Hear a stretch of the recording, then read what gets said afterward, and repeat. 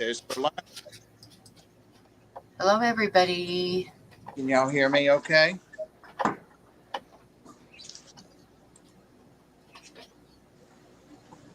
guess not. Can y'all hear me okay? I'm waiting for mine. Oh, now it's coming on. Okay. Yeah, mine is too. That was slow. It's like way behind. Oh, wow. Well, I'd say that's Mike too. I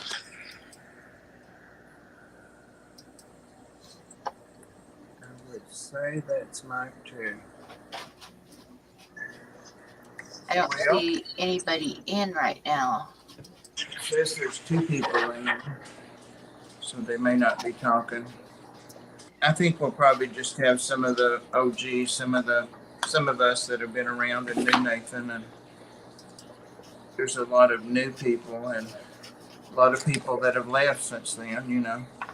Yeah, it's like we have basically a whole new group of people in the Fishfam. Yeah. Yeah, we do. Yeah, we do. But since there are four in there now, so welcome everybody, and especially on the replay.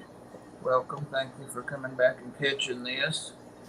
This is the usually Fishfam Wednesday stream, and Mike's agreed to join Pam and I. He knew Nathan quite well, and for those that don't know, Nathan was Sand Creek Aquatics, and I actually have his shirt here on, and He was an extremely nice guy. Yes, he was, and Very much so. he passed. Was it the 6th that he passed? Yeah, I just remember that he passed like about 3 weeks after my older brother did. Yeah. And I still remember he wanted me to do a GoFundMe to raise some money to go see my family and stuff after my brother passed, which was just so nice. I didn't take him up on it because of the whole COVID thing, and traveling and stuff like that. Right. But he wanted to, and that was extremely nice of him. Yeah, that's what I wanted to do. Just what you did is like share some tales and memories of him, and he was a pretty cool guy. He, Ed, he was so cool. Chattanooga Ed streamed with him there. They had a stream going for a while. Hey, Grasshopper. And of course, Sandy, I mention all the time as a way of remembering Nathan and saying his name and stuff. Sandy is named after Sand Creek Aquatics, and that's our logo, our thumbnail picture. I actually just went over and snapped that, and so it's not the best picture, but that's him. He's a big old boy, but he's got all of his body under his hide there. So I got him. Nobody really wanted the snake when Nathan passed, and Ed and James, went over to Mississippi to the funeral and helped break down tanks and fish and get those things taken care of. And they brought Sandy back to me. He was a little bitty thing. So, yeah, Nathan was pretty cool. Did the late night streams a lot. He had a heart of gold. He was always trying to help people. Yep. I mean, he was. Yeah. If anybody needed help with anything, he wanted to help. So. Yeah. Yeah, I've seen several of I call us OGs, the original group or the original gangsters or whatever that were around then. He's been gone 2 years, but he had been around for a while before that. Hey, Terry. I'm sure Terry knew everything. One thing I remember that... Go ahead, Mike. When I first got on YouTube in 2019, I didn't go to a lot of chats or anything, but one night I caught Fish Room Fever's chat, and Nathan was the first person that spoke to me. Yeah. And he always did whenever I came in a chat, making you feel special and welcome. And no matter how sick he got, he was always like that. That was That must have been before he got to know you.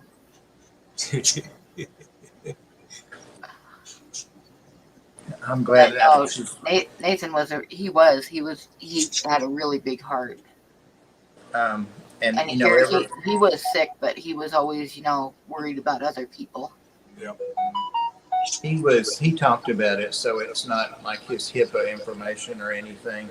But he was born with a renal issue, a congenital kidney issue, and he had to deal with that all of his life, and was a dialysis patient, and kept fish, had awesome tanks, and just an awesome guy. But the Fishfam loved him so much. He was like a lot of people want to get to 1,000 subscribers and so forth. And so he tried so hard and was getting very close when he passed. And so we campaigned and made sure that he got to 1,000. We got the balance of that and way beyond it. So he did get his 1K.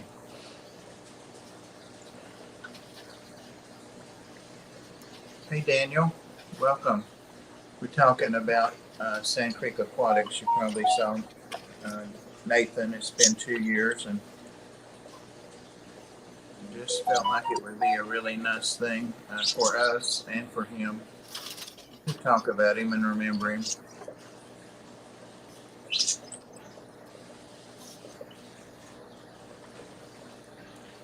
Mike, is that your birds chirping, or Pam, did you not shave your legs again? Oh, the birds! As soon as the camera turns on, they're starting. That's how crickets chirp. They rub their legs together.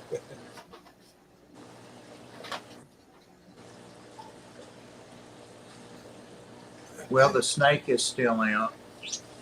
My big tank Hank snake, my Hank snake, got out 2 nights ago, and I found him by looking under furniture and stuff with my camera. Yeah. And I haven't had a chance to go over there and look, but when I left today, he was still under there. I couldn't get him out. He's a stinker. And I can't get my arm under there, so he's safe. And I'm sure the cats wouldn't bother him. They'd be afraid of him.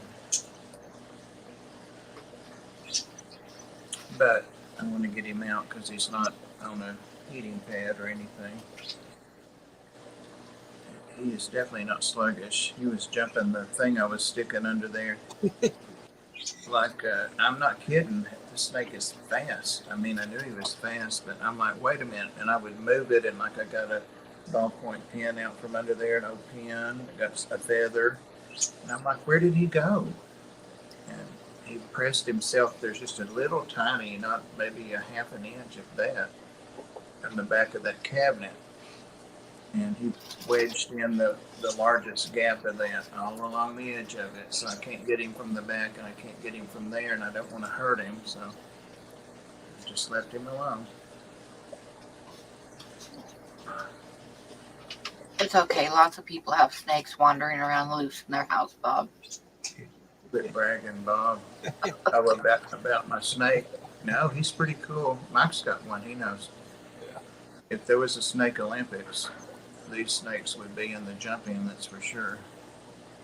I mean, I'm not talking about slithering. He jumps across. You can just do a free range reptile house now.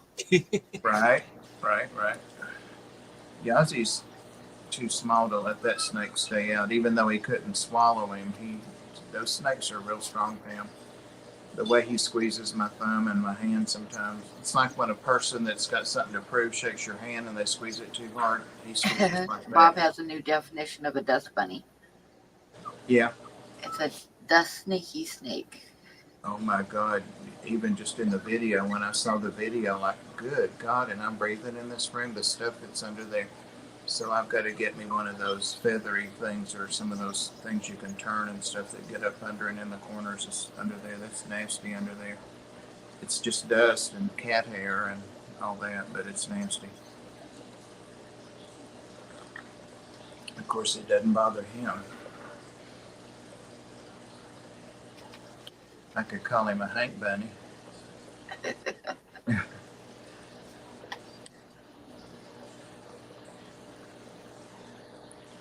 We have had so many people. That's 3 since we started the stream that have asked to join the Facebook Tennessee Fish Mafia.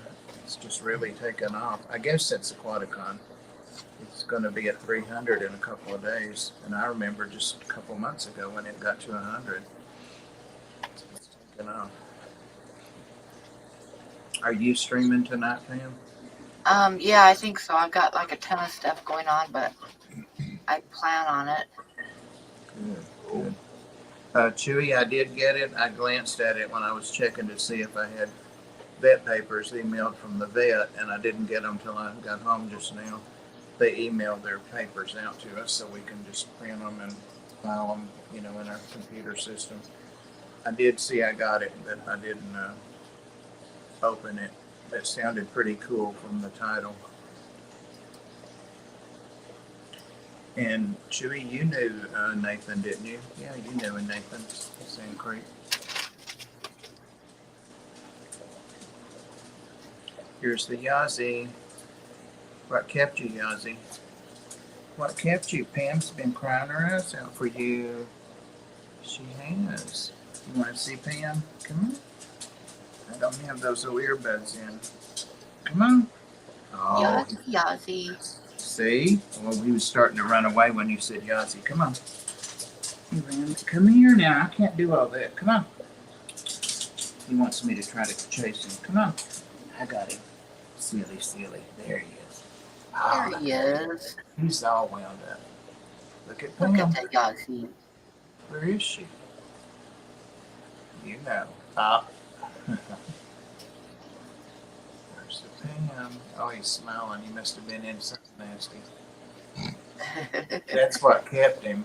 I hate to shut the thing. Cleaning the Tootsie Rolls off his teeth. I guess. And then he'll want to lay his head against me. Bless him. Bless him. We got 2 new little dogs today I picked up at the vet, and they're both so sweet. One is 10, and she's a Chihuahua. There he sees you, Pam. Named Princess. There's the Pam. Hi, Yazzie. Hey, Yazzie. It's like, who's the other dude over there? And I was thinking it'd be so nice to have that senior Chihuahua, but and she's a ginger. She's got the strawberry blonde eyelashes and stuff. I know Yazzie wouldn't go for that, would you, boy?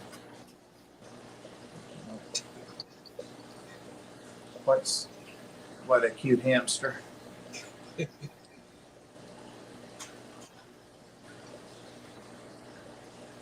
Terry don't even know, does he?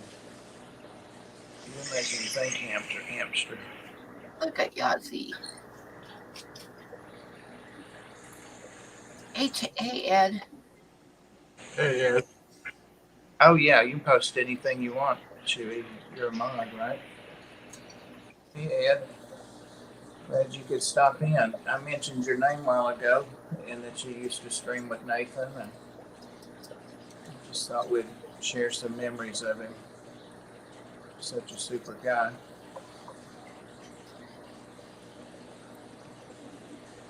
Hi, wow. But yeah, if you were asking to post a link, Chewy, anytime, yeah, that's fine. Oh, we got Mike today. Yeah. He was bad today, so we punished him and made him. Hi, Sandy. Right. No, he wasn't. I just asked him if he'd come up. Yeah, I was just staring you down, Mike. Yazzie. Look at him stare. It's because you're sitting by Pam.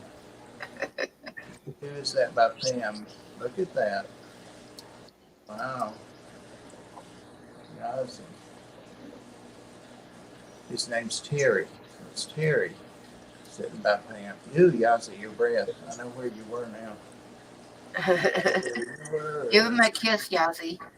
Hey, Sandy. Sandy did a video, a remembrance video of Nathan, I think yesterday. And, I watched it, Sandy, but I clicked on the Fish Tubers notification Facebook saying, you know, when you do go through there, you can't comment or click or anything. Go on YouTube.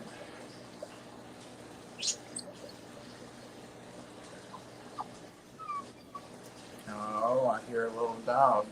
Okay, Yossi, get in.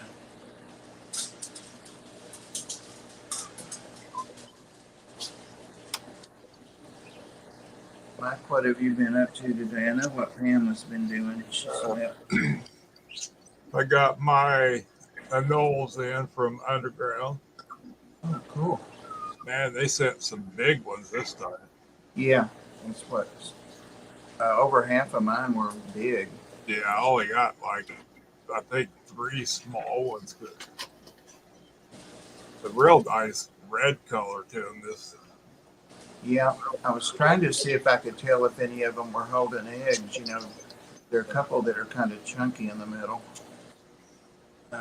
Because I wanted to try and get some started, you know, in there with Nelson in that big tank. Oh, here comes Sigurd.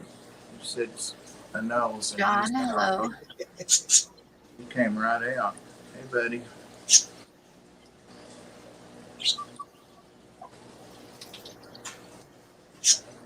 Hey, John. How are you doing? Hope you're doing well.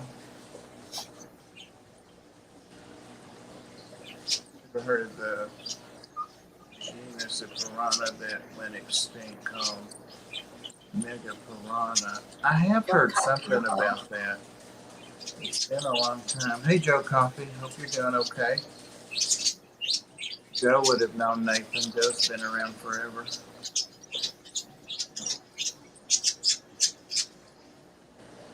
Sounds like those birds are having an altercation. Funny how they fuzz. yeah.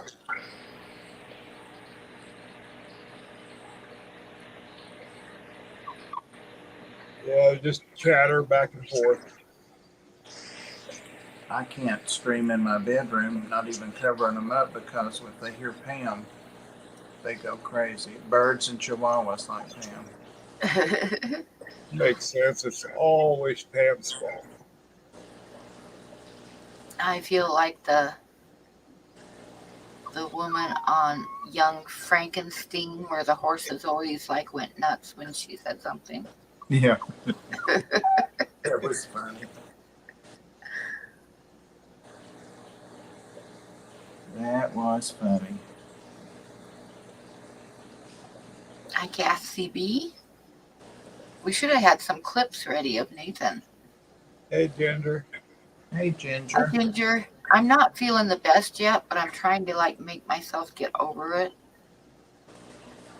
My feet, I can see my feet today. My feet have been, and ankles have been so swelled up that you couldn't even tell I had ankles, but they are definitely starting to get better. So It's not a good feeling.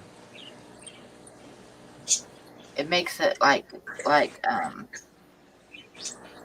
don't know. I've had no energy, and it kind of makes it hard to walk around and stuff when my feet are swelled so big that I can't even get shoes on. Hey, Cass. Welcome. But they are definitely getting better.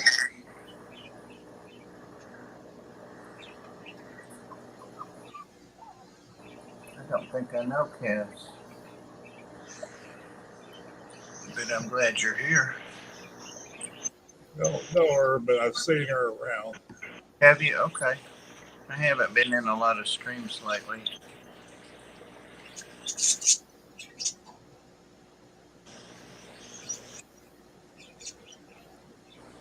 If Ed's here on Wednesday, he's given up some of his family time.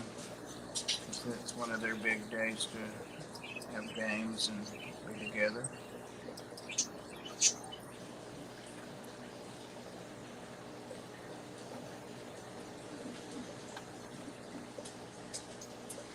And Pam, you're streaming tonight. Yeah. Is there art involved in it tonight? If I get something done, which might not happen because I've got so much going on right now. But What did are you doing?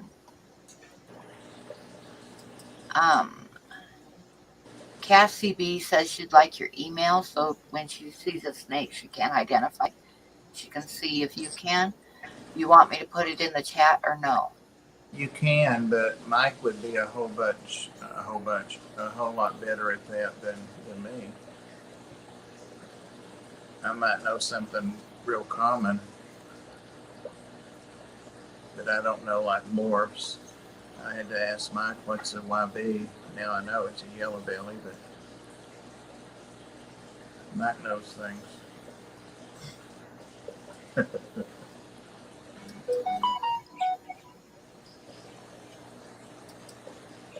Oh, now I remember. Yeah, I offered her Well, a Mike should crayfish put when she his was. email in there.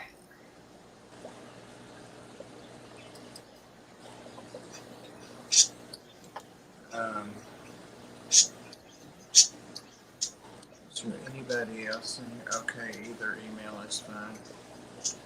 Because I'll probably ask him if it's something I don't know anyway. So. And spoke at the DC Aquarium convention a few years ago. Here's the link. Thank you, Julie.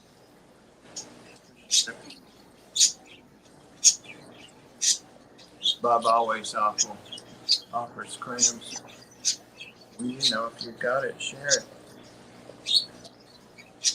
Got it, share it. I did say somewhere in some stream or something that I stopped showing my crayfish because they're getting so strict about stuff now. I'm too old to go to jail for a crayfish.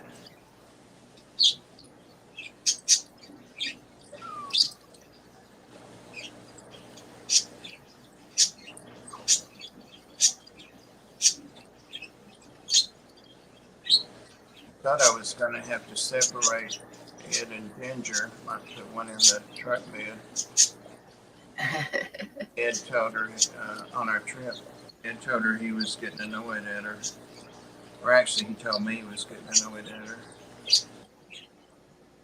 And she reacted. I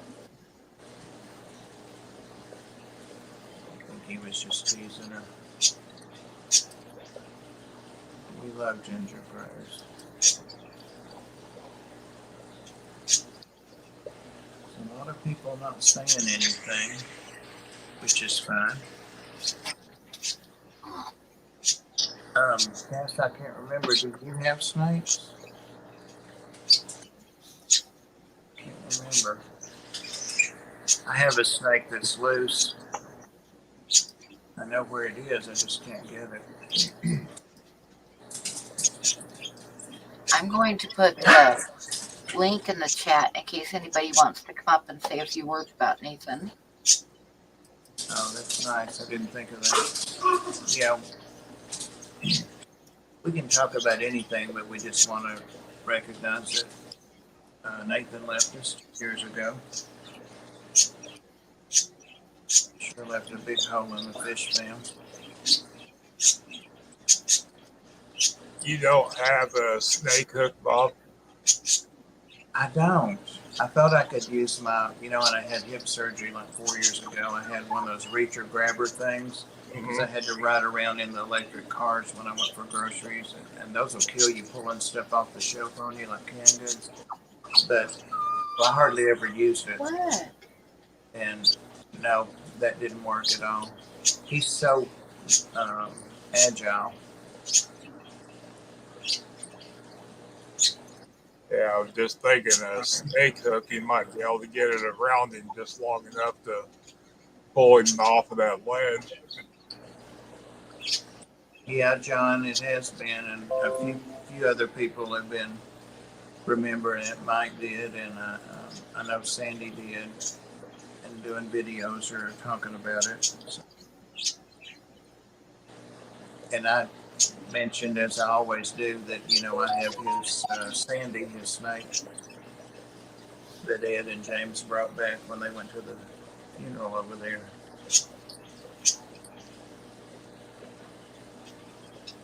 In fact, that's his picture on the thumbnail I said earlier.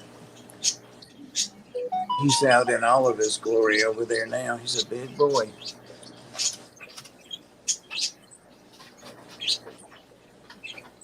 I'm watching to see if anybody will come up. I'm surprised Ginger won't come up.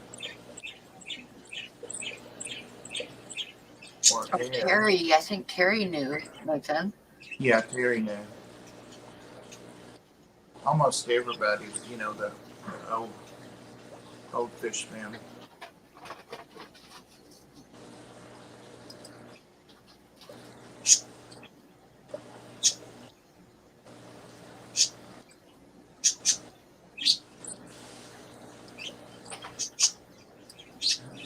I read that.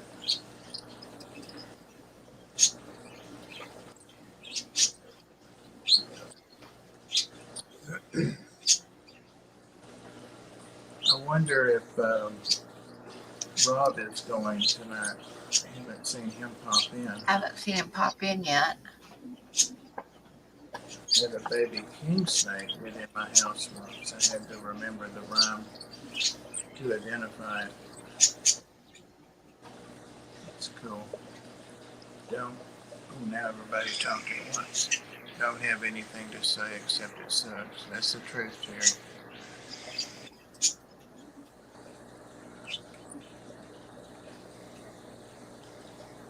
No, Ed never texts me anywhere.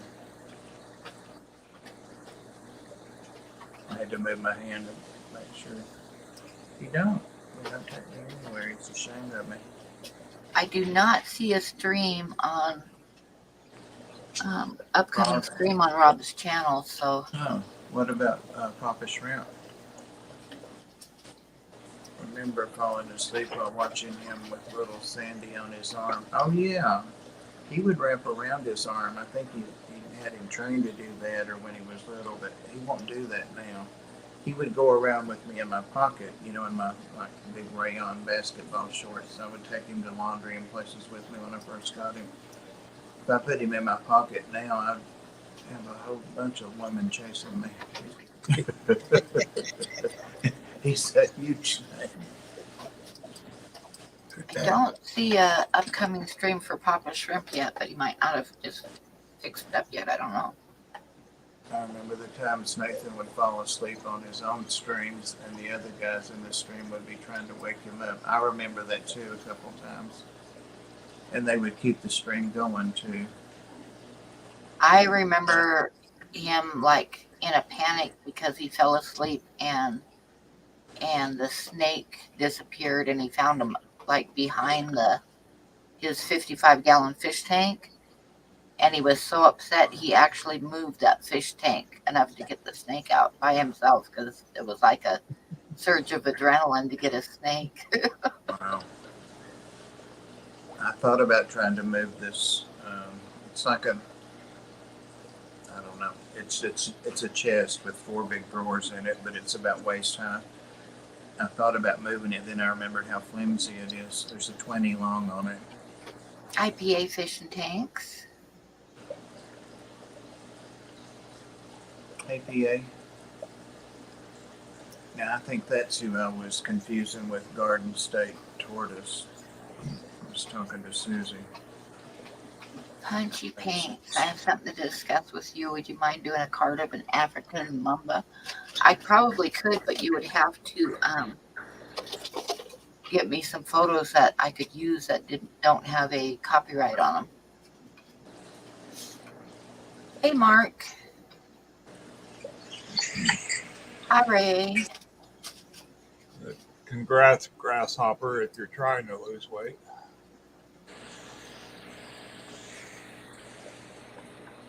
Hey, Robert. All doing great. All doing great. You said that about the card, Pam. I don't see it. Chewy or Lunatic Fringe with Lunatic Fringe. Oh, yeah. Yeah. But yeah, you got to I need photographs, and they can't just be pulled off the internet because of copyright issues. And I won't do that. Adele, hello.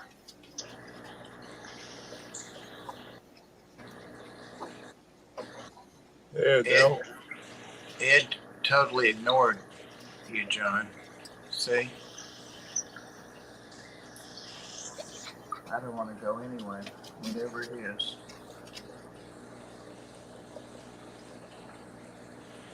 What photo are you after? 100-gallon full. Now I'm filling up to 75, getting ready to move some fish. I imagine Ginger got a ton of fish. this Anybody past have week. sand boa experience?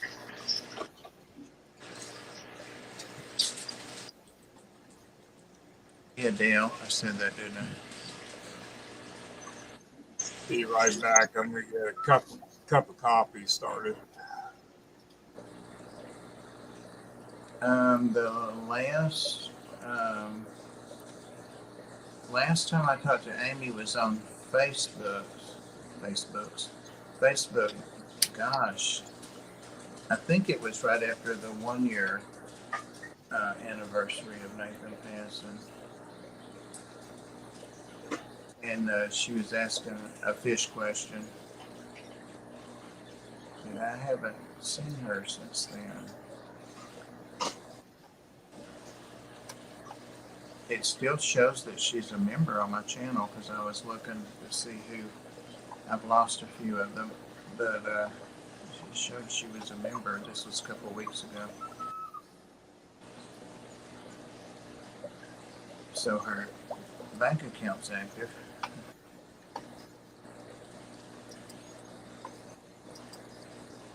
Yeah, I didn't know what happened that she kind of left YouTube, but I really enjoyed watching her she was on a couple panel shows, and she's quite a personality.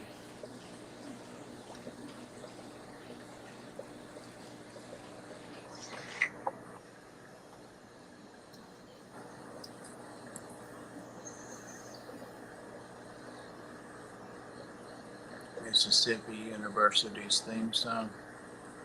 I wonder what their theme song is.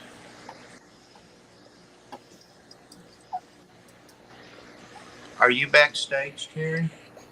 Because it's not This giving me. was Nathan's his channel. I'll go ahead and post that here. It doesn't show you back there. I went and looked. How long do you have to be backstage? Oh no. She got married. Oh, okay. Hey, Daniel. Thanks for coming in. I bet Daniel knew Nathan. Never really. Yeah, Aquarium Cop was our other friend that we lost. That was always real supportive. Yeah.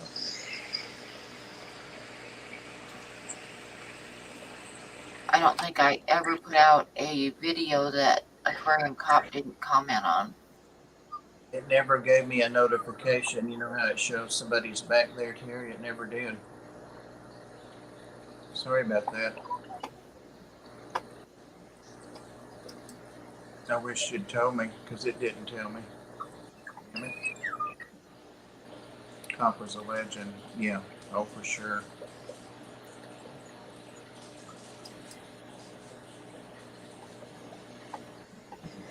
You hearing all the bad things I'm fussing at you now, Ed?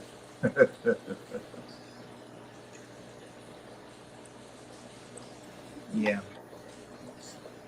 Yeah. I really have. Where did Mike go? Said he was going to put on a cup of coffee. Oh, I thought maybe he went to play with his snake. Get the cup of coffee, mate. Pam's concerned about your snake. Yeah, she's so sweet. And innocent. Well, now realizing we lost Nathan, Aquarium, oh, Fancy Tail too. Yeah, that was recent though. Yeah. And I knew all those and followed them all. All great guys.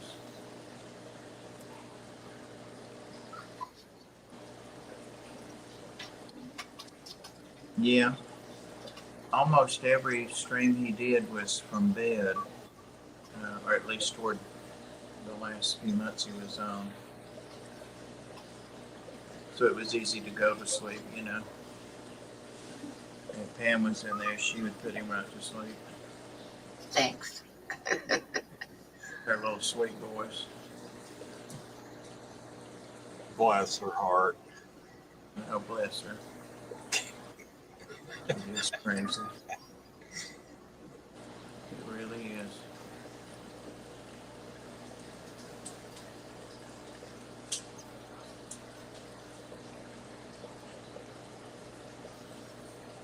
Mickey Yeah. M, hello. Nathan kept reptiles and fish, and he had some gorgeous feeding chicken and tanks of new fish. Spirit is high. Yeah, you know, the whole feeling of the Fishfam has changed with all the new people and stuff, but it was pretty cool back then. Him, Ed, Bob, Hi, Paul. Derek. Yep.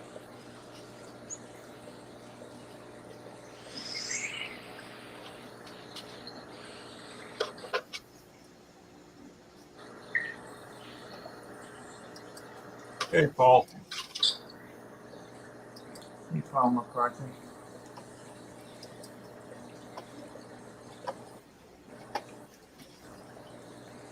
Daniel, hello.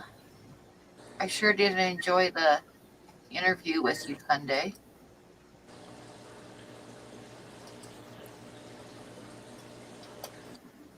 And there's the link if anybody wants to come up.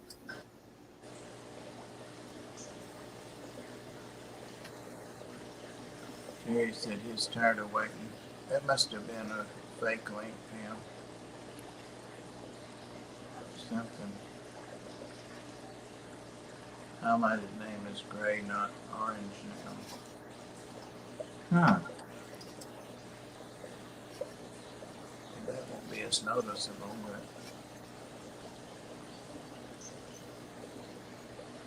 I hadn't noticed that yet.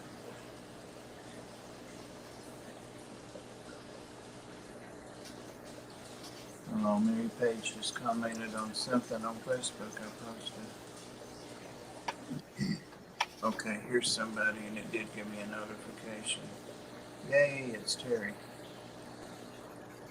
Hey, it freaking worked. It worked. Thanks for coming back and giving it another chance, Terry. I was watching. Damn it. Man, we did lose some people, and it's unfortunate. You know, some of them are passed away, and then some of them just quit YouTubing. But Yeah, yeah, a surprising amount of people have quit. And I think I was talking with somebody about it the other day. Maybe it was Bob. No, it was somebody else. But we were talking about how many people have just quit. And some of them were doing really, really well, too. You know, as far as, you know, views and subscribers. And then they just kind of dropped out. well, I kind of get it. You can only talk so many times about, you know, the same subjects. You know, you get to the point where you're beating a dead horse, and people get bored with it. But yeah, you're exactly right. Some of those people were very entertaining to watch, and it's unfortunate we don't have them anymore. That's where guests come in and prolong your agony. But I see it all the time. Pam, you're an example. You're not the same Pam that I used to watch back in the day. Back in the day, you used to show all your tanks and the fish, and you know, times change, things go different, and you know, it is what it is. And by the way, Bob, Cassidy is actually more internet famous than all of us put together. Oh, okay. Huh. I just want to know how she decorates for like every occasion. I think I subscribed to her. Which I don't, you know, I don't decorate for anything. I don't even decorate to like keep my house clean. No, I think I subscribed to her, but I'm not sure how. Or maybe she just saw me, but I didn't know that. You can tell every time you see KCB's the fish tanks, you can always tell what holiday is nearby because the tanks will be decorated for that holiday. I'll have to go back and look. Yeah, I put up some lights outside for Christmas. After I took them down, I threw them in the trash dumpster. Yeah, I ain't never doing that again. I hear you, Mike. Screw that stuff. That was like work. Oh God, we used to put them around the top of the house and all that. You knew a pisco. Let's jump in on it. Guardian wiggler fry. Female's mad like crazy and got some. And got half beaks and new keelies. Wow, you did get some fish. So, how many people do we have to invite over to your house, Bob, so we can catch your snake? Oh, I know where it is. It's just getting it out of there. I need somebody with like a hamster-sized arm that's 3 feet long. So Yazzie can't reach him either. Well, yeah. You see, you just need to do Yazi, fetch. I wish. You're supposed to leave them up, right, John? I've seen Of that. course, your snake could probably eat that little hamster you call a dog. Well, I'm not worried about him biting him or swallowing him, but I would be worried if he got around his neck. That snake is strong. He's really super strong for his size. You know, I'm only kidding. Oh, I know. By the way, I know. but I do consider anything. You cannot call a dog if it's under 20 pounds. That's pretty small. Yazzie's 4.5, so I get you. Yeah, that's hamster territory. Anything over 5 pounds can be considered a ferret, I think, right? Right. Oh my God, I was looking at ferrets the other day thinking, I've never had a ferret. I'm like, are you crazy? Get out of here. Oh my God, they're the coolest freaking animal ever. Did you not I see know. Conan the Barbarian? Remember he had Yes. the two ferrets that just Yep. Yep. They're awesome, but Well, that's a good thing, Ed. I'm not. I remember I was living with this guy on Cape Cod, and he had a dog that was half Rhodesian Ridgeback and half German Shepherd. His name was Fred. And the guy got kind of pissed because the dog just instantly fell in love with me and would follow me everywhere and ignore him. But I got mad at him one night. I slept out on the couch, and Fred always slept at the foot of the bed, but he wouldn't go into the bedroom without me. So he slept on the beside me on the couch on the floor. And I guess he was kind of pissed because the dog was really well trained and never went to the bathroom in the house, but he went back as shit in front of the bedroom door. And the guy got up in the morning and stepped in it, and he was in the bathroom throwing up. no, it would have been way better when you guys broke up if the dog would have went with you. Oh, the dog wanted to.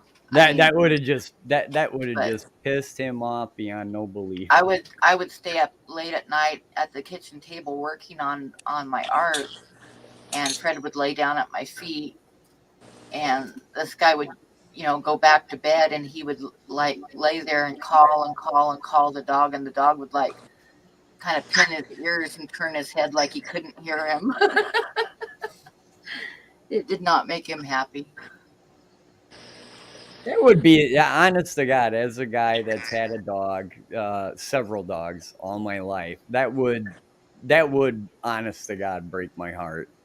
Yeah, he wasn't very happy about it, but it wasn't my fault. Hey, you're supposed to be my best friend, but yeah, no, you're not. No, that would break my heart. It really would. What the hell happened to the? Oh, never mind. Yeah, my aunt and cousin stopped by one time, and I went on a 3 or 4 day trip with them. We went to Niagara Falls and some other places, and I guess the whole time I was gone, Fred would just sit by the front door staring out the window. You do know that really old joke, and I've said it several times on YouTube, is how do you tell who loves you more, your dog or your wife? You I lock them have, both in the trunk for an hour and then see which one is happy to see you when you let them out.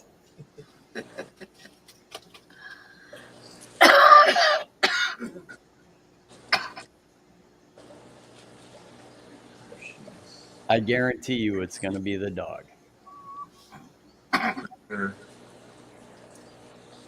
and dogs are so forgiving. I mean, you can make up with them over the least little thing in no time, except Yazzie. Yazzie's Oh held yeah, a grudge. Yazzie can hold a grudge. Night, Is that what Daniel. you're saying? He's held a grudge for 2 days before over just stupid things, like me not speaking to him and petting him when we first wake up. I mean, because I tested it again, and I'm like, "Are you serious?" Yep. Thank you, Daniel. Appreciate it. And thanks again for coming on the other night. It's a great stream. Dogs seem to have long memories, though. Oh, yeah. Yeah, for sure.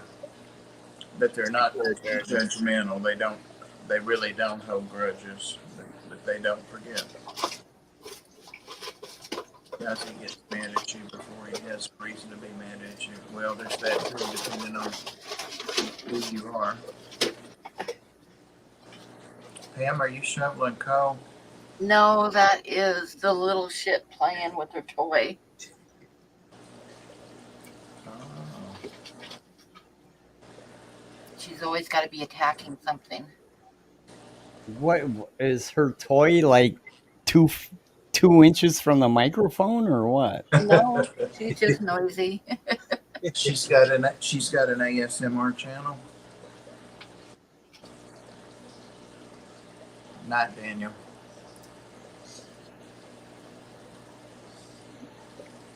It's like 12 o'clock where Daniel's at. Since we were talking about it and old school stuff, and I don't mean to change the subject, but I'm going to change the subject.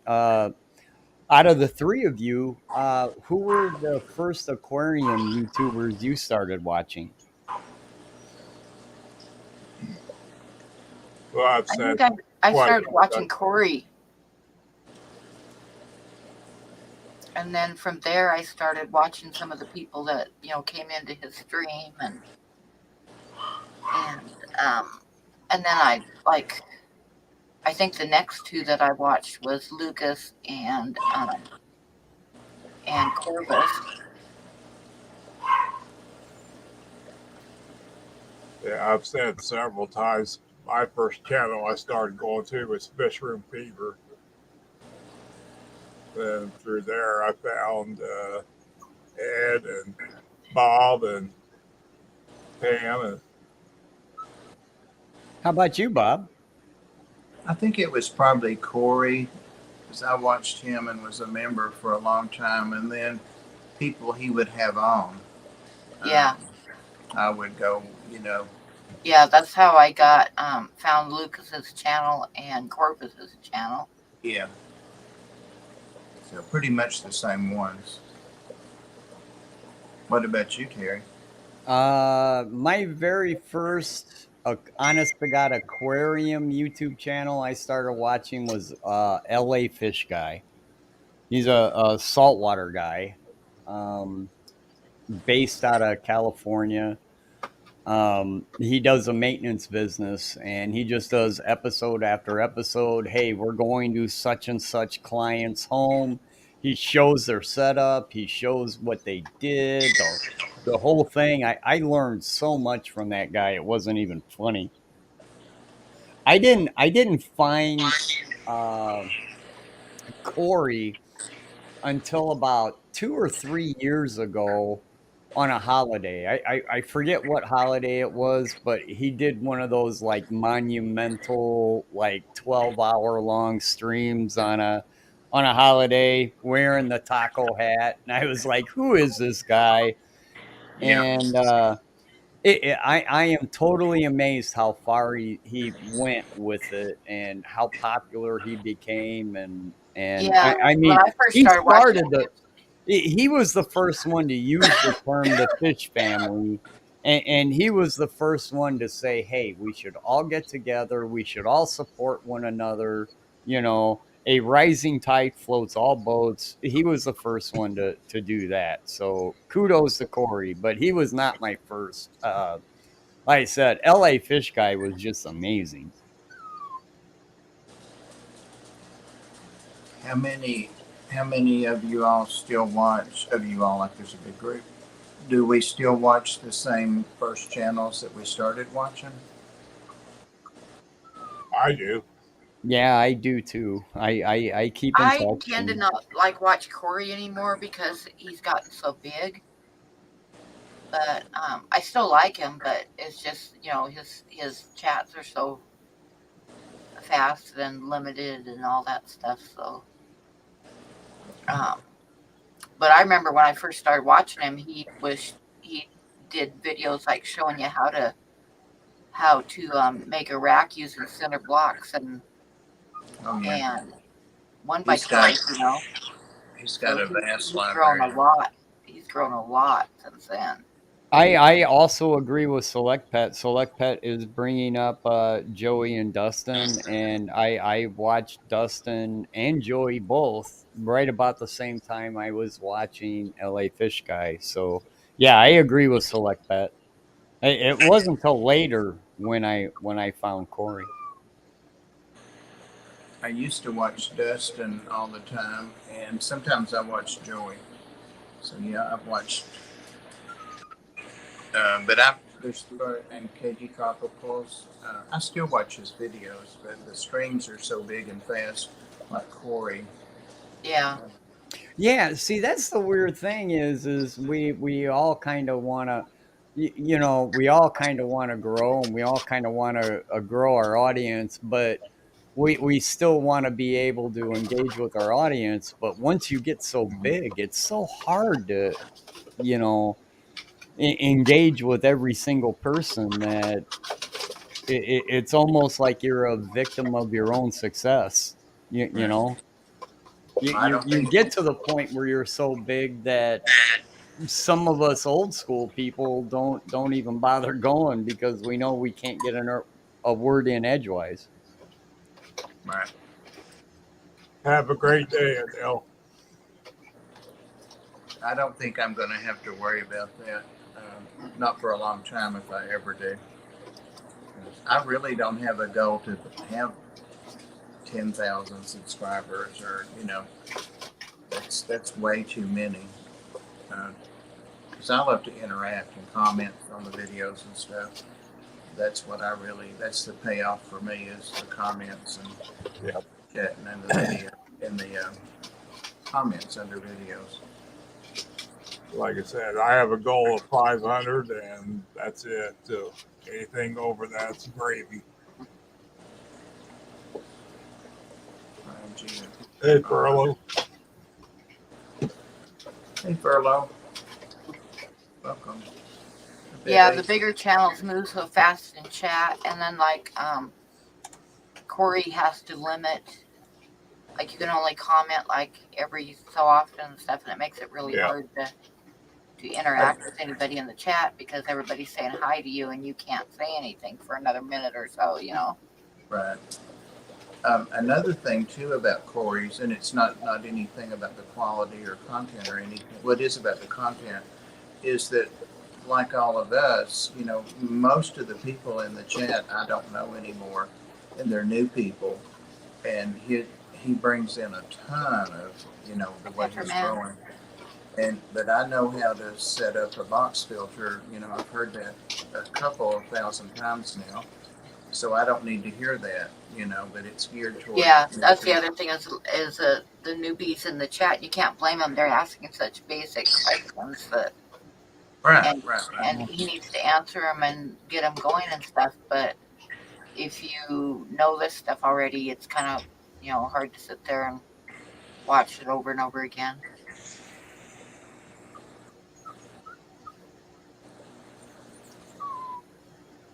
You're 150 away from what, John?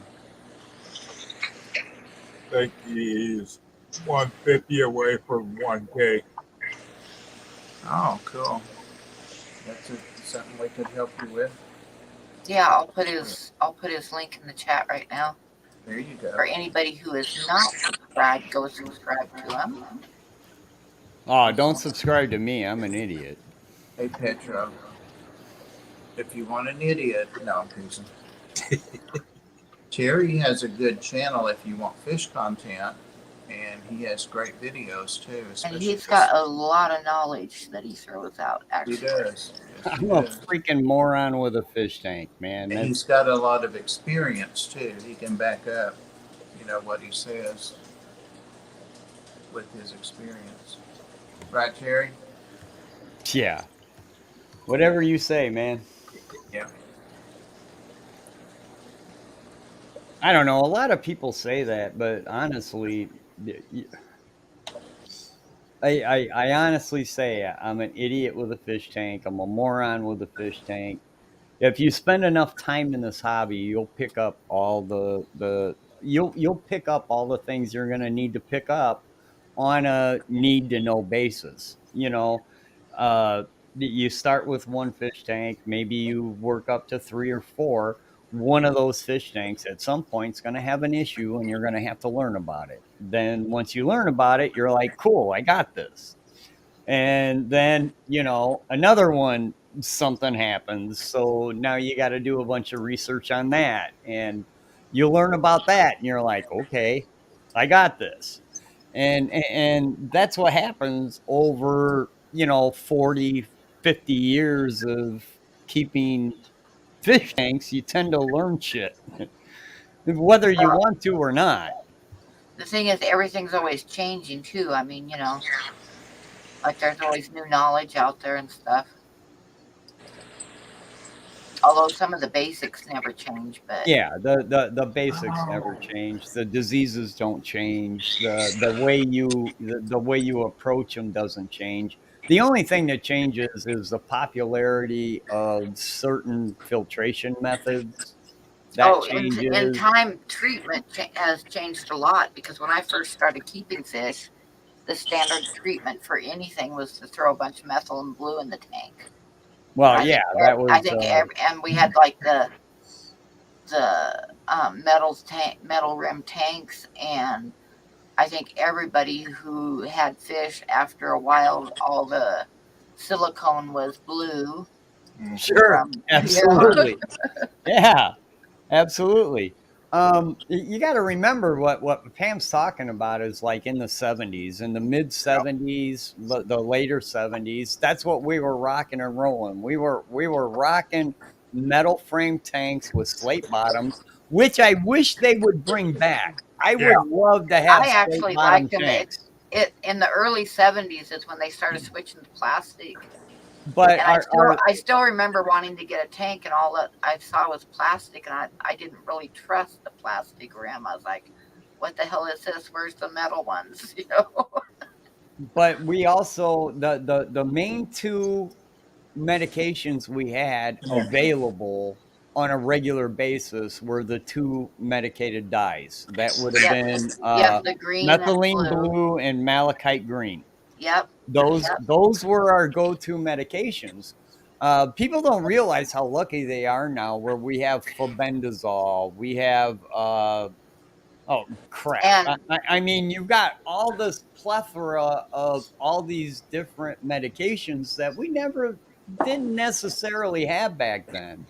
It wasn't until like the 80s where like Furon and Furon 2 and we started getting some of the antibiotics that we didn't have back in the day, and they really started refining the antiparasitics. So yeah, the basic knowledge has grown a lot too, because nobody knew anything about beneficial bacteria then. Everybody, when I first started, everybody thought there was something magic in old tank water. no, we knew. Well, I don't know. I don't exactly know your age, but I'm I'm old. 55, so I started keeping tanks like 1974, and I was already, I'm a new guy. I got a goldfish that I won throwing a ping pong ball. I went to the pet shop to get a 10-gallon tank, and they automatically told me you got to cycle it. So they were talking the cycle in 1974 for Yeah, sure. see, my first tank was about in the like probably about 63 or 64, so it was different then. Hey, Killer Kitty. My first tank was a 5 gallon, and they were five, not 5.5 back then. And it was in '62 for Christmas and birthday. '62. It's a long time ago. We came a you know what, the hobbies came a long way, and a lot of it's good, but some of it's bad. Um, the entire marketing on all these power filters we had killed the under gravel filter, and the under gravel filter always did what it said it would do. There was nothing wrong with it. The under gravel filter did exactly what it said it would do. It would trap all of the stuff in your substrate. And depending on how your substrate was, was it a rough substrate? Was it a really fine or sand substrate? That was all made a little bit of a difference, but it was simply marketing that killed the under gravel filter. Yeah. I remember when the under gravel filters first came out, and they were the new big rage. When I started, it was box filters. Yep. Those damn box filters. God, I still hate those things. I remember the very first, well, what we now know as a power filter, uh, but it wasn't self priming. Back in the day, the motor was attached to it, and you had to prime it, and you had to prime Right. the uplift tubes. Right. Yeah, You know, I still have one of those. I wish I did, man, because those things were workhorses, man. They Yeah, they, I, they I wouldn't. still have one. I don't use it right now, but I still have it. Some of these new power filters we get, you look at them in the wrong way and they quit working. For sure. And I remember when the hang on backs first came out. See, I'm old. Like I say, when I started, there was box filters, and that was it. And once a week, What I used. they had charcoal in the bottom, You and then know, the white cotton stuff. And once a week, you had to take out and like rinse the charcoal out and put a new piece of white shit in it. It you was Put it back will. really in the last tank, and long. then it would float, and you'd pile rocks on top of it to try to keep it down. And There are tons and tons of guppy breeders out there that are running a crap ton of 10-gallon tanks, and they are still using box filters over sponge filters because the corner box filter is more adjustable, and you can do more things with it than you can with just a standard sponge. And there are tons and tons of guppy breeders out there to this day that are just rocking and rolling those old school box filters in the corner of the tank. I And, hate and them they so work much. perfectly well. And they go to Walmart, they buy their polyfill, and it works out great for them. I have 15 tanks with box filters. I was just counting. Um, they may have a hang on back, and they may have a sponge too, or but I have 15 tanks that have boxes in them right now. Yeah, there's absolutely nothing wrong with a standard box filter, and you can do all kinds of different things with them. You can put Purigen in them, which Oh yeah. not like Purigen is a new school product. Uh, uh, uh, a bead that can work exactly like carbon can, but you can recharge it. I think Purigen was a game changer. Um, we don't talk about it a lot, but those of us that have used Purigen, trust me, man, that stuff is a game changer. It really is. I'm going to be hopping off in just a minute. Well, just shutting myself down, then I'll come back. But I've got some groceries that are going to be getting here in a minute. Finally, Yeah. grocery saga. Yeah, we don't even want to go into what No. happened with my groceries. Yeah, we But want to I'm know getting a what you delivery got. here, and it's supposed to be on its way, so I'm going to have to We click want to on know what Pam eats. water. Yeah, with cinnamon liqueur. Yep, that's it.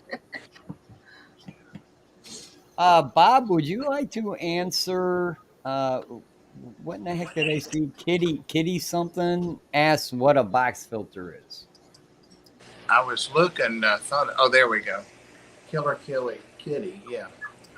A box filter is just basically a little box, a plastic clear box. I could get up and show you that has medium in it, and in the bottom it can be charcoal. That's what we used to use all the time, but people have gotten away from that. I'm trying to think where I've got a clean one, and that would be nowhere. Uh, but yeah, they have usually some stones or gravel or something in the bottom. Um, you can even put the little bags of medium like you have in a hang-on back in them, and they have some kind. Oh, this one's filthy. I don't even know if you'll be able to see the. Can y'all see the box? No. Okay, it's too dirty. But anyway, there's some media in the top too. It's That an the simplistic version of it is it's a plastic container that you can put any media you want in it, and it's air driven, which the air moves the water. So you can use like polyfill or whatever type of material you want to use to filter the water, and it just sits in a plastic container that we call a box. right, And they're a pain in the ass. Pam. I told you, Pam, why you didn't like them. That's a sponge. Here's one that you might be able to see. Yeah, there you go. Move it down a little bit. Move down just a little bit. There you go. That's a box filter. And it It's looks made like to it's it's made to sit in a corner. That's why it's pie shaped. right. Yep, and then it sucks the water down through the filter stuff, the poly stuff, and back in the day when I used them, you put charcoal on the bottom too, and then bubbled back out again. But Pam, I told you. Pam said they would always float on her, but that's because that's a sponge. But that Kate, Cassie B brings up that beta fish keepers are bringing back box filters. yeah, The reason the guppy breeders have used box filters is simply because they are variable. Uh, you can add carbon, like Pam said. We put carbon in them. Okay, you can put purigen in them. Uh, this you, is you like can $2 or $3. they're an air driven filter, which means they use the uplift principle of air bubbles to move water. So they're an air driven filter, but they're customizable to your needs. So if all you need is mechanical filtration, then you can just fill it up with polyfill and you're good to go. But if Yeah, you want chemical filtration or something to that extent, you can add carbon, you can add purigen, you can add the little pouches of crap. I forget what those things are called, but you can add other stuff to it. Whereas a direct sponge filter, that's it. You got the sponge, that's right. it. That's all you got. You're done after that. And don't get me wrong, sponge filters are great, Oh yeah, but The actual box filter gives you other choices. Right. You can customize them. You can hot rod them. You can do so much with them. They come in different sizes and styles. Hi, Dee Dee, by the way. Dee Dee, I haven't been watching the chat. Let me go look at this a second. I need to go under there and put this under the. Jimmy P, you're exactly right. Bob will let anybody up here. Hey, Jimmy P.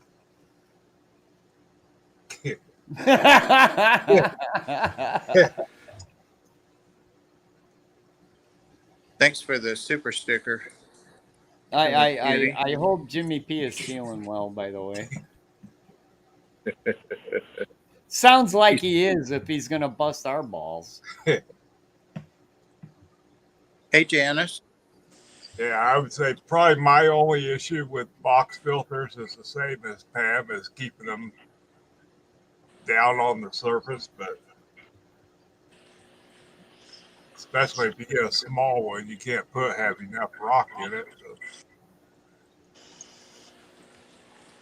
Yeah, there's kind of a trick to getting them to stay down, and that's having the weight in the bottom of them. So I've got a weird looking one. I just remember over here, and this tank doesn't have anything in it but garbage. This is gonna. I don't know if it sounds crazy or not, but my experience is you're gonna have a lot easier time with that if you wet your media, like if you're using polyfill. Before you put the polyfill in the filter, get it wet first, run it under the water, get it nice and wet, and then put it in the filter and kind of spread it out and stuff like that. It sinks a lot easier than if you just put that media in dry, and then the whole filter likes to float up. It needs to soak up that water first. Yep. Hey, Melvin.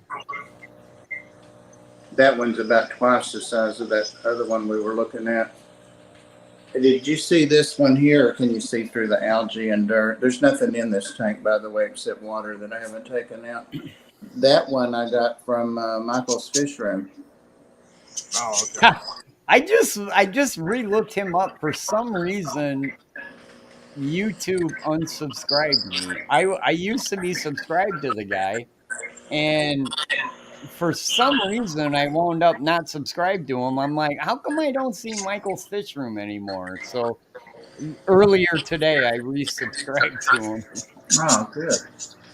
I like that guy. That's another one of those old school guys we were talking about. Mike was around long before I was watching Mike before Corey, for sure. Yeah, he's been around forever. Yeah. He's not super popular, and he kind of can be the same thing that they accuse me of. You can be kind of abrasive, but I like the guy. He's honest.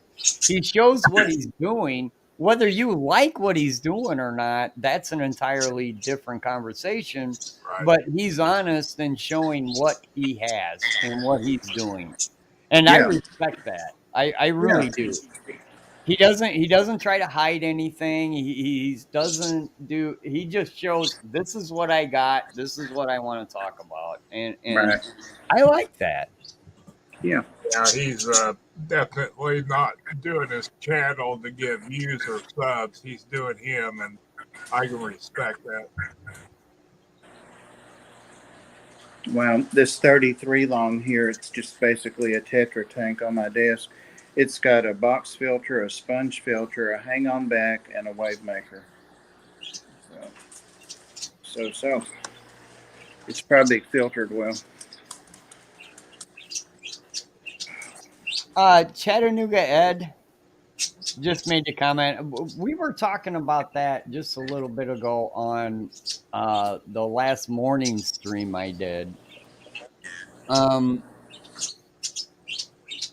It is a lot easier to make soft water hard than it is to make hard water soft, because they're entirely two different things.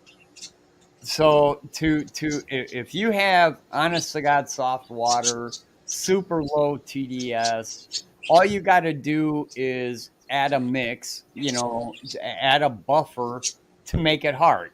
So if you live out on the West Coast and you have super soft water, all you got to do is add a cichlid buffer to scoop up some salts, put it in the tank, and boom, you instantly have hard water that is good for African cichlids. On the other hand, if you have hard water like I do, where I live, I have super hard water.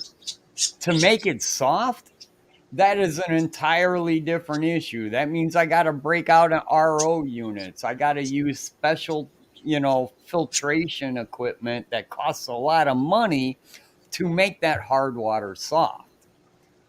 So, in all actuality, the general rule of thumb is if you have soft water to start with, you're way better off. Yeah. Mike. Ed said Mike's not half bad. No, he's not. I met him actually once. I probably am still a mod on his channel. I haven't been over there in a while. Like Terry said, I just, you drift around sometimes. But anyway, Select pet, yeah. I get the joke, select pet. Sorry, I didn't mean to interrupt you, Bob, but I want to was know the funny. joke. I want to know the joke. Hey, You know, Patty. they're hard. Yeah, there we go. But Just no, put some little blue pills in it. You'll be all right.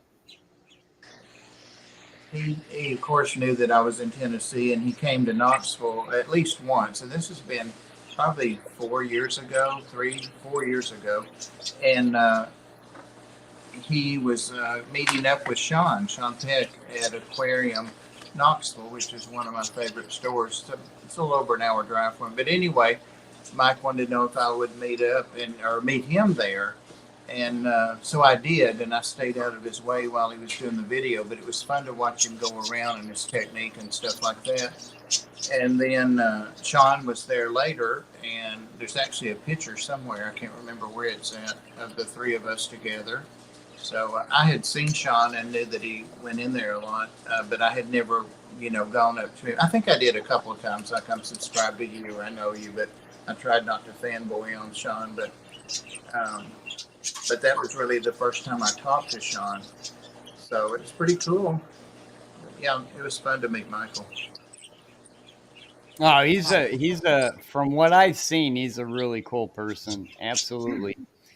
And I bought fish from him too, KCB is asking me personally what salt I use, and I don't because I have Lake Michigan water. My water comes out exactly like African Rift Lake, so I don't use any salts. I have extremely hard water. I'm part of the Midwest. I kind of wish I didn't have hard water, but I do. Hey, So Jack. I don't. There's absolutely no reason for me to use salts because my water comes out of the tap with like a TDS of like 250. It's coming out hard whether I want it to or not. Terry, not even margarita salt. Yeah, you know what? I don't like margaritas a whole lot. But Oh man, I do like Margaritaville though. Oh yeah, for sure. Just not the drink. I'm not the I don't know. All right, here we go. We already know what Pam likes for her drink. It's cinnamon. For her, she puts cinnamon in stuff. So, Mike and Bob, what are your favorite drinks? You guys are jealous. Adult drinks. What are your favorite adult drinks? Well, I don't drink anymore, so. Oh, I'm sorry to hear that. Didn't know you were a quitter. That was a joke. Come on. That was it was mostly Crown Royal back in the day. Ooh. Oh, Crown Royal's good stuff. Yeah. If I had my brothers and had money, I'd be putting Bailey's in my coffee, but can't afford that shit. Bailey's has Wait, gotten Bailey's and coffee is actually pretty good. yeah. It is. I mean, even if you're not a drinker, Bailey's and coffee is actually pretty tasty. I got my groceries and I have some peanut butter cookies, but I won't share. So they're mine. Oh, where'd Bob go? I don't know. We talked about drinking and he just left. Maybe he just went to the bar or something.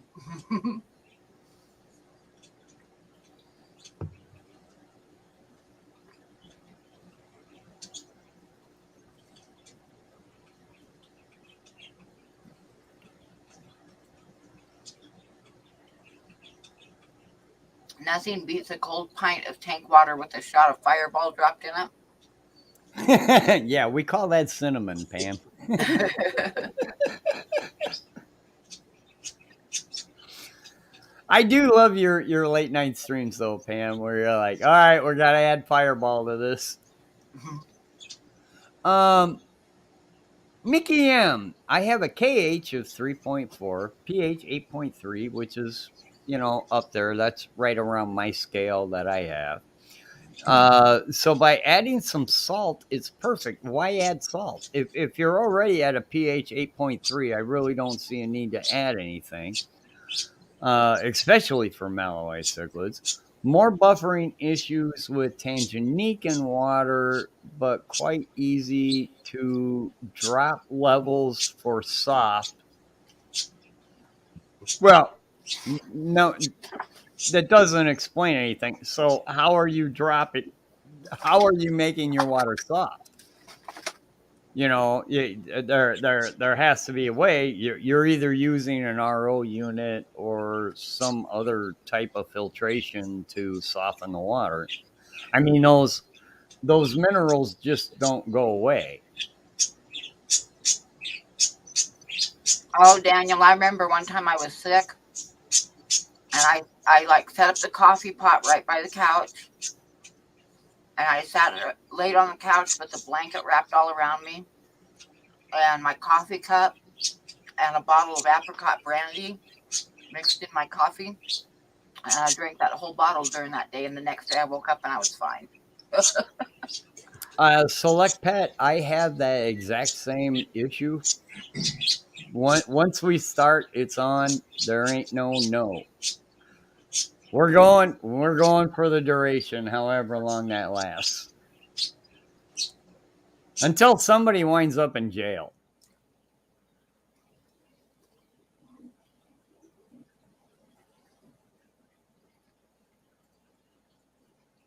Well, Epsom KCB is saying you said add salt before. I was talking mineral salts. Epsom salt is magnesium, right?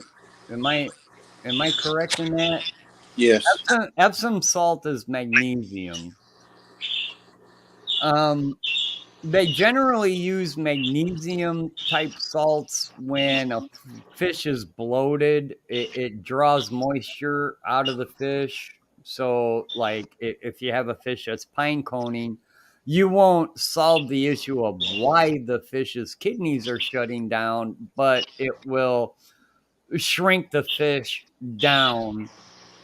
But yeah, when we say salts, see, that's the funny thing is when you say salt, there are a whole crap ton of things of what that can mean. Does it mean you're using aquarium saltwater salt for a marine tank? Are you using the salt that says freshwater aquarium salt? Are you using what do they call it? Isn't the magnesium? Yeah. Are you using Epsom salt?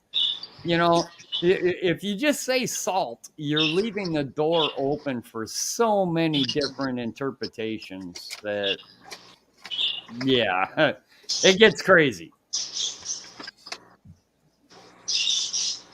I don't know if that made any sense. Sometimes I tend to babble. It made sense, yeah. It's storming like crazy here in my electric. the reason I had to go off was I lost the Wi-Fi, but it's back on. So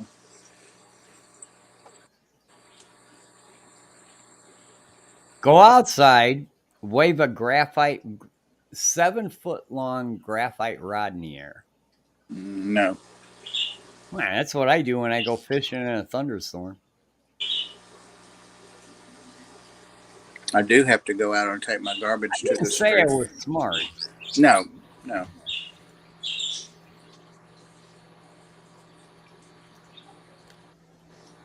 I missed what everybody's favorite drink was. That's what the topic was when I got knocked off here. Nah, it wasn't important. We got one vote on a Long Island iced tea. Now that has vodka, doesn't it? I can't drink vodka at all. What? Well, first of all, does Long Island iced teas have vodka in it? I I thought think it's a got a Long bunch of Island different has stuff all in it. dark liquors in it. I don't know.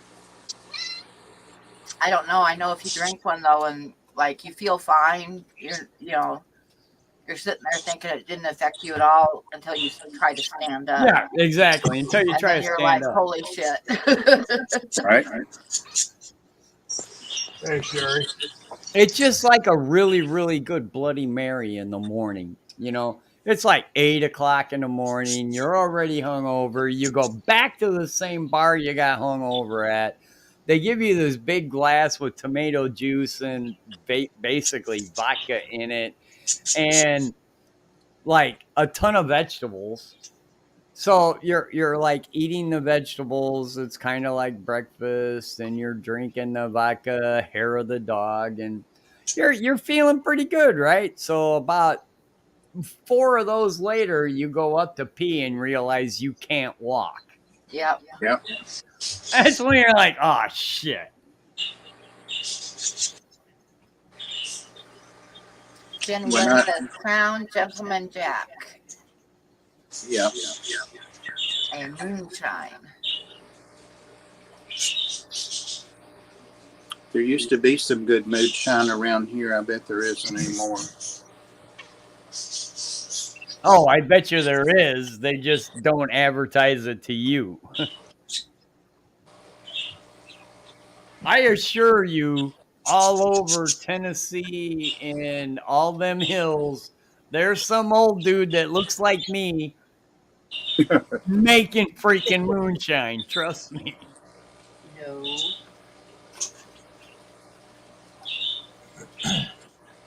Hey, Jenny Lynn. I Hey, didn't Jenny. know you.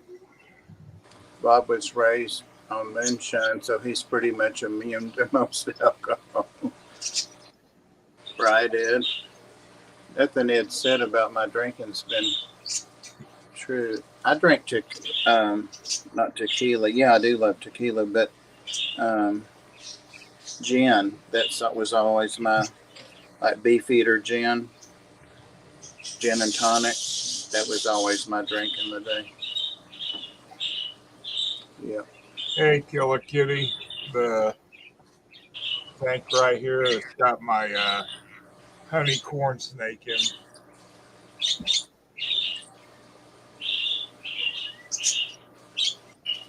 I think our birds hear each other, Ed. Yeah.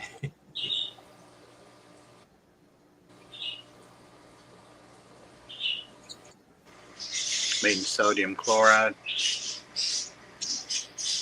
Good night, PA Fish. Thanks for coming in. Top breeders in Thailand. Yeah. I need to start handling my corn snakes more. They're so cute. 500 fry. Say it ain't so.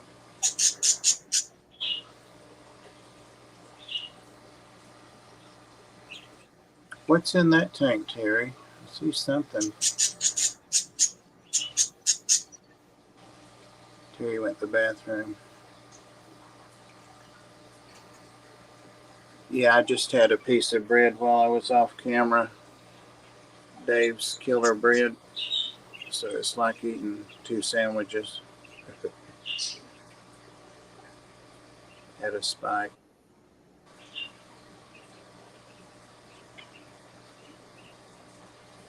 Sorry, Craig. What the hell did a corn snake ever do to anybody? Chattanooga Egg's gonna eat one? Freaking corn It'll eat snake's just anything. hanging out, just trying to live life, and then here comes along Ed, and he's like, "Yeah, sorry, I'm hungry." It'll eat anything. Well, I kind of understand. I mean, if you're hungry, you're hungry. I get it. Terry, Ed feels the same way about kids. You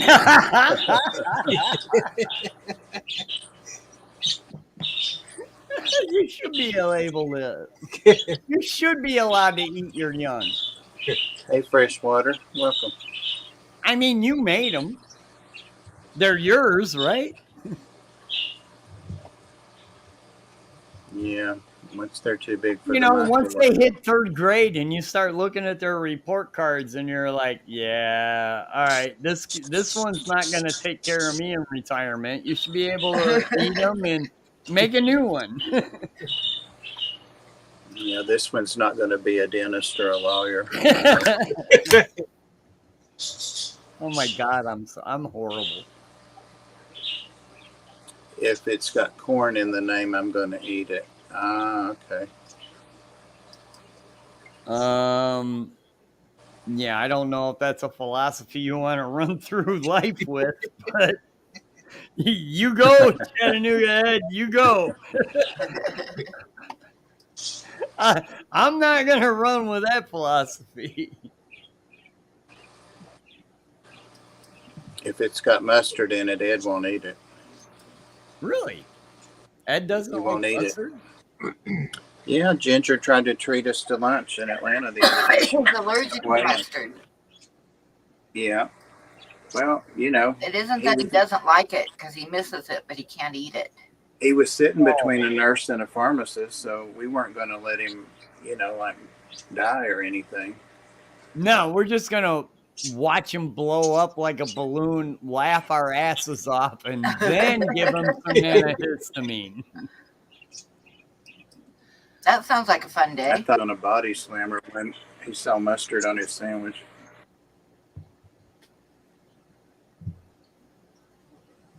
Mega piranha.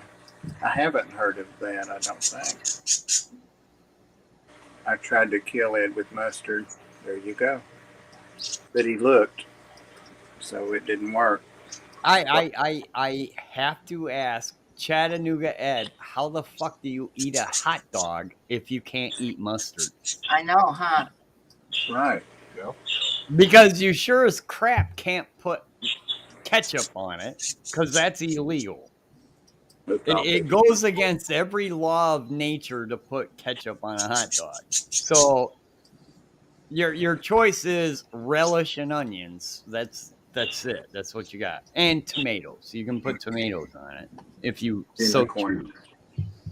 Doesn't relish have mustard in it? No?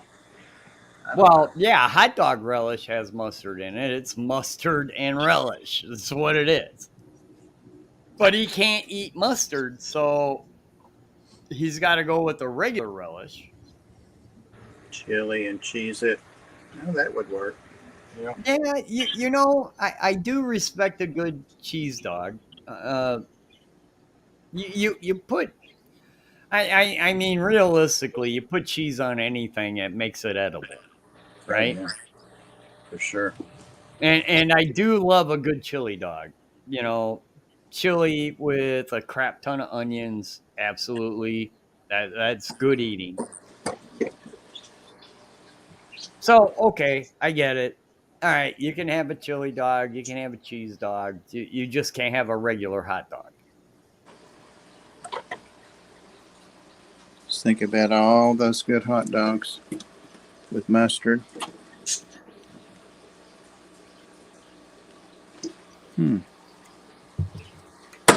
Ouch.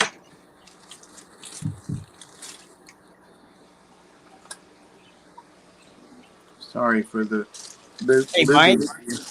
Yeah. Hey, Mike, I had a cat up until, 2 years ago that looked exactly like your cat. Exactly. Oh, With the same attitude. Wouldn't pay attention to me, but would pay attention to the fish tank in a heartbeat. the great cornhole. Her her jam is the reptile tanks.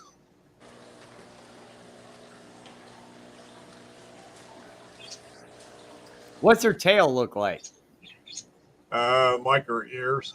Yeah, so did mine. Her tail was exactly the same color as her ears.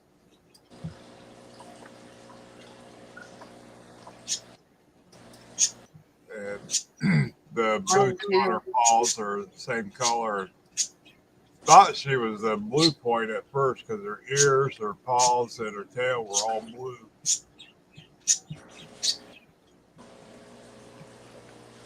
My tail and ears are the same color as each other too. TMI, Pam.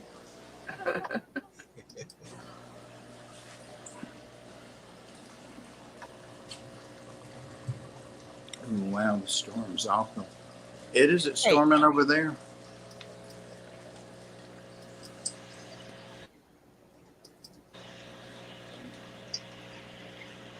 Hey, Jimmy P, bite me. That's all I'm saying.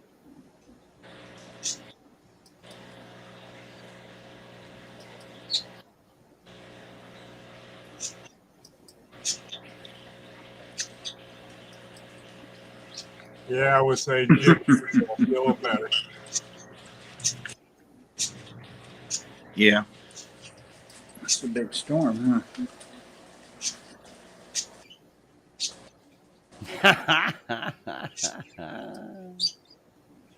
Love you, Jimmy. Really do.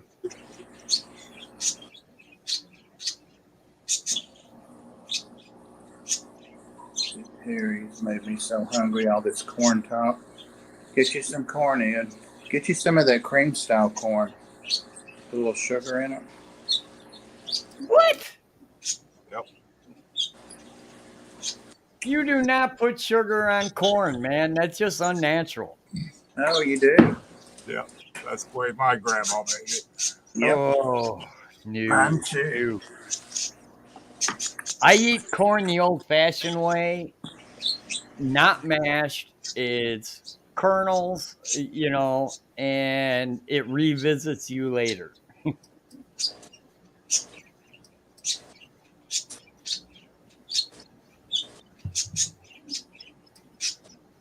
And corn chowder. That's some good stuff.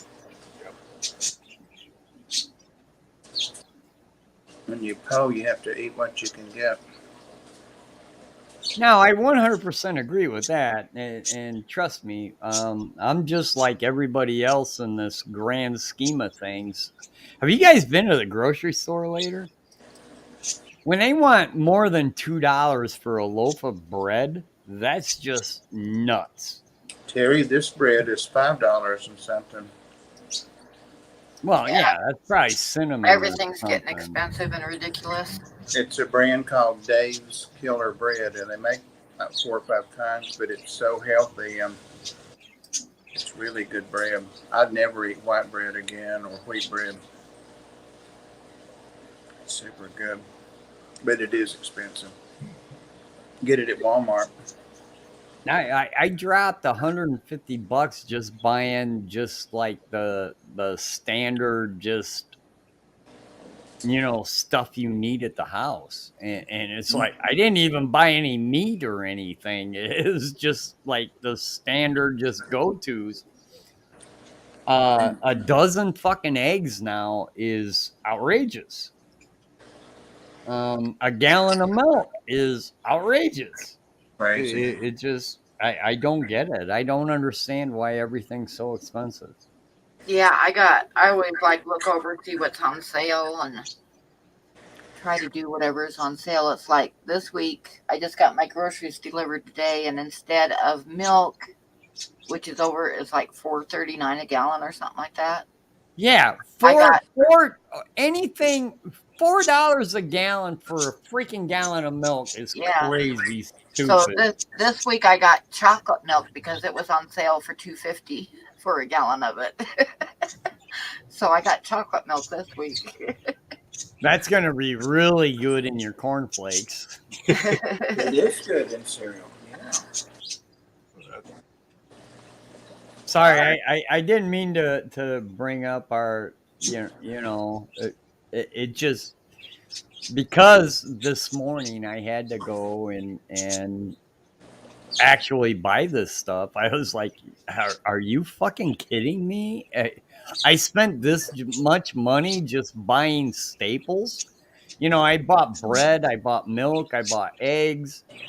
Yeah. Well, I stuff's didn't gonna buy anything. I didn't buy anything crazy, stuff, and stuff is gonna get more expensive for a while because of the fact that a whole, I forget the exact percentage of it, but a lot of our grains and stuff Russia. like come out of Russia and Ukraine. So as a result, like livestock feed is going way up. So here in a little bit, the price of meat is going to be shooting up, and see, all that stuff is like a chain reaction to it. I honestly thought Between that, it started with COVID, of course, shutting down food production, but it's extending now with the war going on. I honestly thought that Russia bought cattle feed from us. I thought. I could be wrong. I'm not sure about before. beef, but they're one of the top producers of wheat, which is going to affect your bread and your livestock feed and all that stuff. Jimmy, so yeah, it's happening. It's $5 everywhere. It's pretty much like $5.49 for a loaf, and it's not a big loaf either. But it's what's in the bread that's super, super good. The first bite I tried of it, I see a diabetic counselor, a dietitian. It's a thing. Medicare pays for it, hey. And she's really helped me by suggesting things. Yeah, Russia and Ukraine are really big exporters of grain, so we're going to be hurting for a while.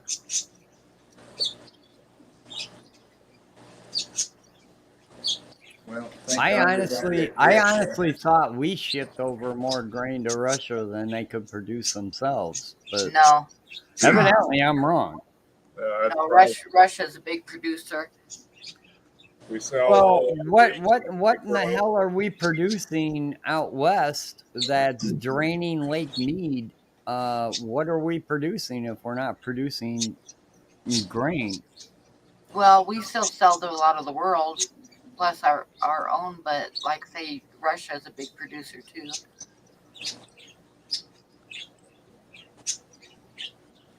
Have you guys followed any of that? You got Las Vegas, right? The water source for Las Vegas is Lake Mead, and that son of a gun, that lake is going dry quickly. Oh yeah, Lake Mead supplies most of the water for LA. So they found a body a couple of weeks ago in a barrel. Yeah, because the water's getting so low, and for years it's been a dumping place for the mobs and stuff to dump stuff in Lake Mead. Plus the fact that the water has always been so deep in Lake Mead that, like, I remember when I was a kid, there was a plane crash in Lake Mead and they couldn't recover anything because it was down too deep, and they would have had to use, like divers with the hoses and the helmets and everything to even get close to it. So they just left it there. We got Mississippi. It's draining. Lake Mead and Lake Powell it's the drought. Lake Mead and Lake Powell are both draining a lot. And the turbines on Hoover Dam, some of them are having to be shut down because the water level is getting too low. Lake Powell, the way I understand it, is Lake Powell dumps into Lake Mead. Mm-hmm. So,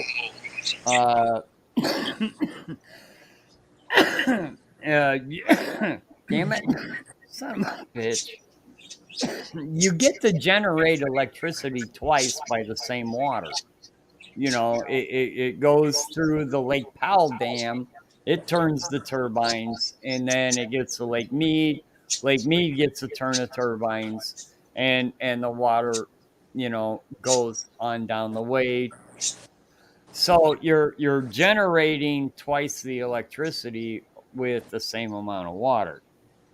It's getting to the point though where Lake Powell is like, yeah, we're not going to be releasing a whole lot of water, and Lake Mead is going dry really, really quick.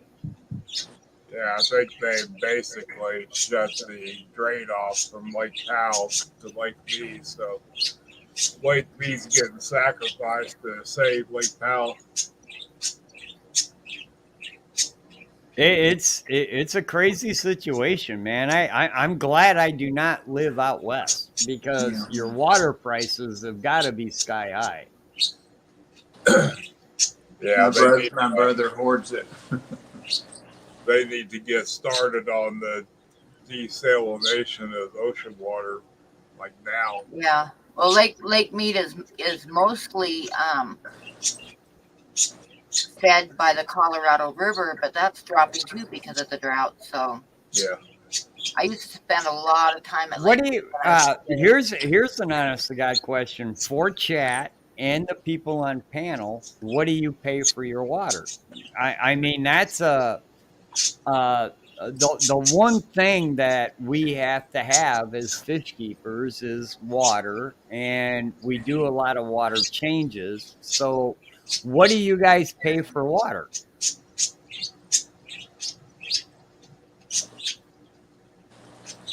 Nobody wants to start. I'll start. I live in a major city right next to Lake Michigan. My water is pretty cheap. I pay about 90 cents per 1,000 gallons, which is pretty cheap. I mean, really, when you think about it. I don't actually know how much ours cost, but it's not bad. I know that. Well, what's your water bill? Well, see, the thing is if you live in a city, your water bill is usually attached also to your garbage service and stuff like that. Yeah. But what do you just randomly pay for when the city sends you the water bill? It's right now with all of these tanks, it runs right around 200. Wow, that's pretty high. Yeah, it used to be 50, 54, 59 when I had 8 tanks, but now with 78, 77 and water changing. And that's your garbage service and the whole thing too. No, they don't put the garbage in. That's our county, city and county taxes. But now downtown, where the Ark is, it is that way. Everything's combined. Wow. That's pretty high, Bob. Well, yeah, I'm trying to consolidate some, but when you've got that many tanks, it takes a while. And then I bought more fish last weekend. So I have no idea. My utilities are all paid, so yeah, I don't. And also, my water is I do the not direct deposit. You know what I mean? Automatic pay. Because I get 2 bills. I get one for my sprinkler system, which I haven't had on in probably 5 years. But just to have the hookup there, it's, I don't know what it is, $14 a month or something. So you're okay. So you have 2 water meters. Yes. That's kind of rare. You don't see that too often. I've got a big sprinkler system, and so they said I needed a second meter for that. I don't grow nearly the plants and stuff I used to, and if I've got green grass, I'm happy.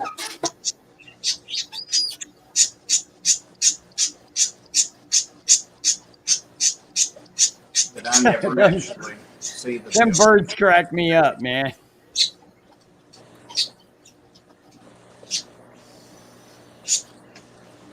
Mine might be just to hear anybody else, or if I'm just listening, lurking in a stream or something, they go crazy. I'm like, I'm trying to hear this. Shut up. yeah, I went back and watched a couple my live streams, and I said, Jesus, I need to do something about that. Freshwater ecology is saying that water supply, uh, yeah, I'm not going to reread it, but he's absolutely 100% correct. Is we've got all these, we have all these municipalities, whatever country it is, that gets first dibs on the water and how they distribute it and what gets sent downstream. And the people downstream are going, what the hell? You're not sending us enough. And uh, it is getting to the point where fresh water is a commodity just like oil. I mean, it really is. Yeah. Well, we don't have any shortage of water because there's the Tennessee River, of course, and there's a couple of other ones, Conosaga. And anyway, we have the Select Head, and some of the other people that are local in here will know this, but we have the TVA, the Tennessee Valley Authority, that has in a series of dams. So, of course, that controls the flooding, and the water is available. I also personally am not involved in it because I live literally, 3 miles away from Lake Michigan. So my water is extremely cheap because I live next to one of the biggest freshwater reservoirs in the world. Yeah. But if you live in the West, if you live in Phoenix or, somewhere in Arizona or even California is super hard on getting water. New Mexico, places like that, water is a commodity just like anything else. Well, and because we have all those dams, hydroelectric dams, our electricity is not real expensive. Of course, like everybody else's, it's up now.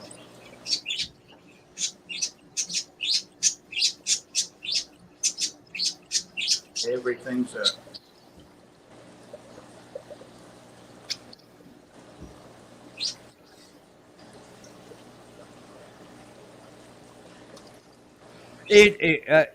Look, I don't know if we need to get onto this discussion, but all I'm going to say is it's interesting to say the least.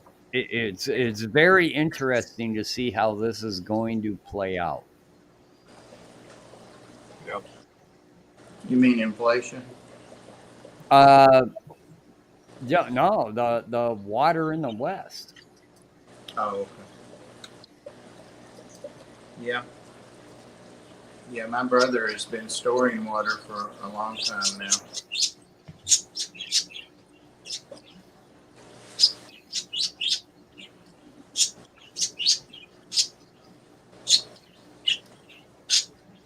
It's a lot of people, that drink that water.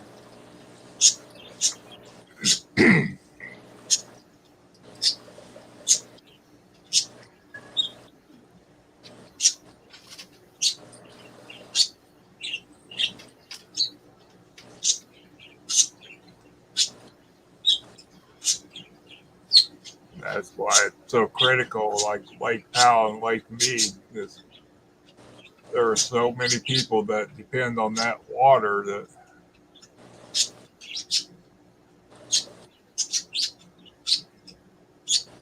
But here's the thing. What? Oh, never mind. Nope. I almost got myself into getting into this discussion, and we're not going to get into this discussion. It's irrelevant at this point. We know what we're at. Check out maybe one of my streams or somebody else's stream where we'll talk about it, but I don't think this is the time or place.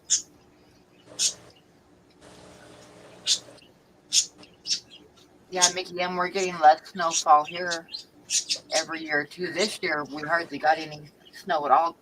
We got snow, but considering it's Wyoming, we got very little snow this year. And so basically we have no snowpack, and we're going to be paying for it this summer with wildfires, I'm sure. Yeah, for sure.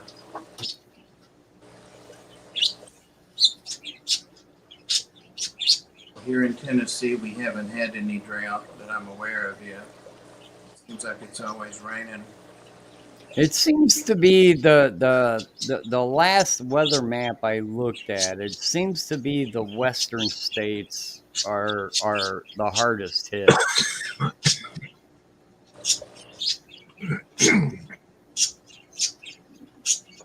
Yeah, it's a combination of a lot of things. Like here in Kansas, the western half of the state's the driest part of the state, and that's where most of the corn is grown, which is the highest water needing crop to grow.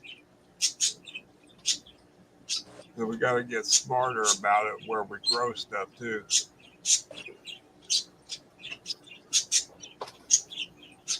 It would be interesting to me to see some of the research about.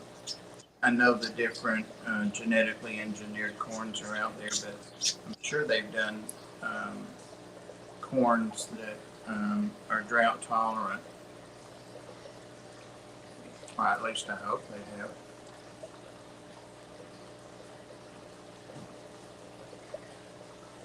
Birds. Yeah, even 5 years ago in Wyoming, it was pretty normal for it to get to be like minus 40, minus 50 degrees. And I haven't seen that for at least 5 years. This winter, it got down below zero a couple times, but not that far down below zero. And we, like I said, we got some snow, but not enough to build up any kind of snowpack or anything. Which that water, the snowpack in those mountains goes downstream in the spring and summer to feed other areas, and Oh yeah, that's not happening. It hasn't happened in several years. Hey, Bonnie. But like I said, I didn't mean to derail this thread into something that let's get back to just having a good time, shall we? Oh, well, I'm enjoying what we're talking about. So it's no worries for me. Yazzie, these cats will kill you. Leave them alone. Oh, look at that cute little hamster. He has to yawn when he growls. It's like a spring-loaded thing. How you doing, Bunny Viper? Hey, Bunny.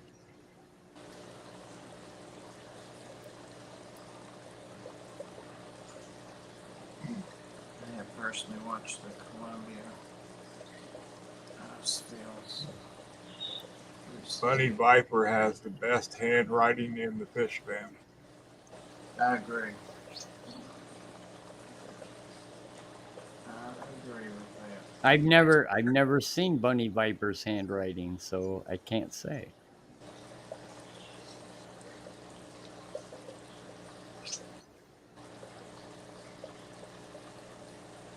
Why not?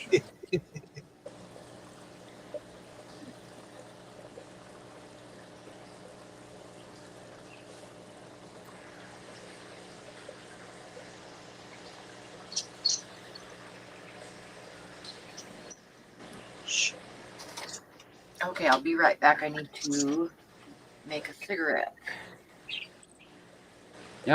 She's gonna get some cinnamon flavor too.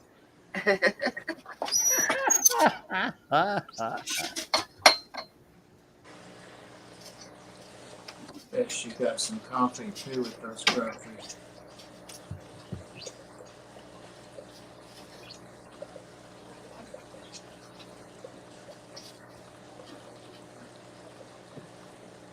I got some fish, Terry, that I've never kept before. In fact, never heard of them.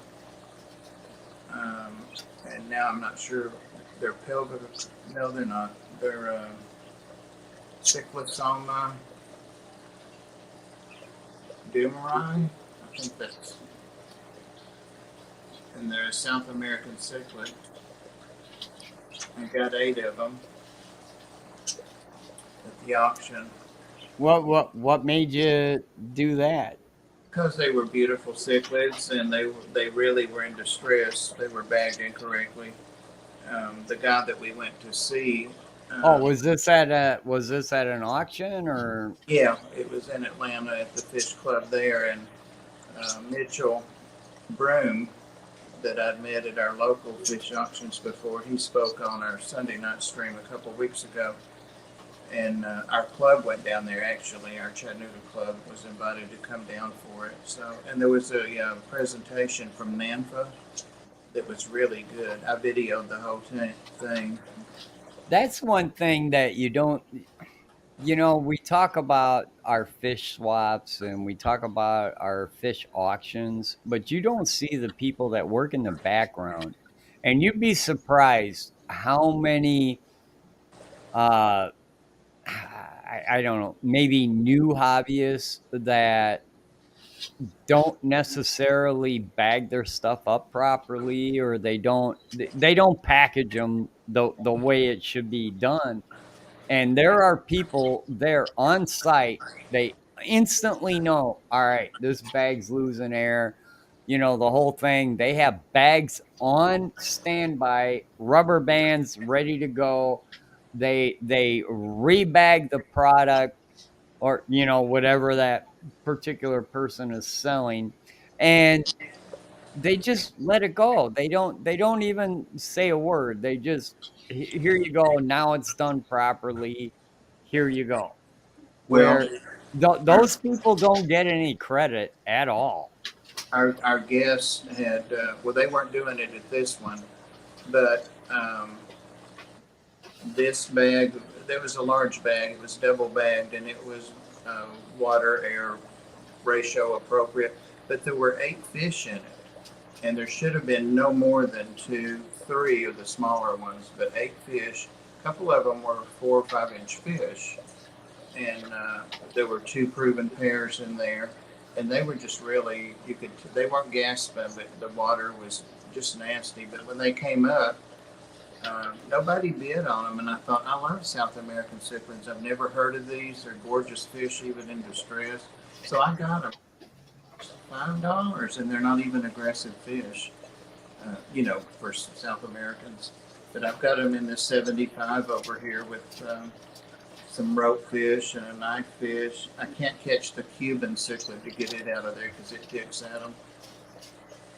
And most of them are bigger than it. But anyway, we went to a tour at Mitchell Broom's house, his fish house, and he rebagged them. He said, bring them in, and he rebagged those. And another group I got. And I got Chattanooga Ed a Severum, a big Severum, because it was too beautiful. Nobody was bidding on it. I'm like, I'm going to get you that. So I think it was 5 also. But he rebagged all those fish and did them properly. I ended up with 5 bags instead of 1 for that group.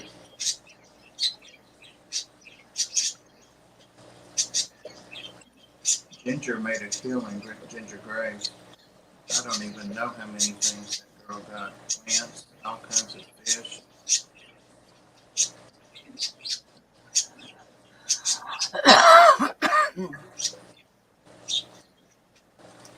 Bunny, they were the Cyclosoma Dumeri.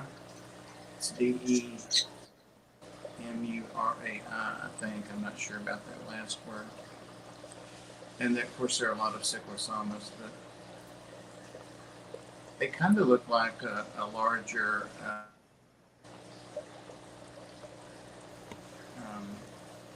well, right out of my head. Imagine that. But they're hiding a lot. I've got a lot of floating plants in there, tons of them, so that fish can't pick at them.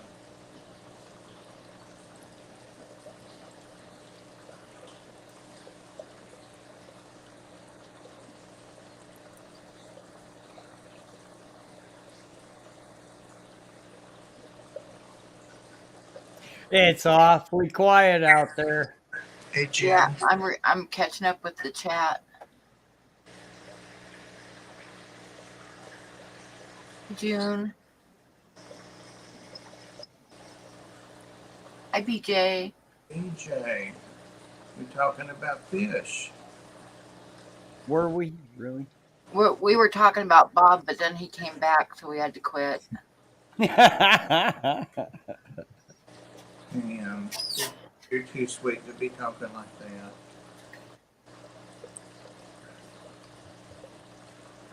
Only Oscars is the primary main supporter of my channel.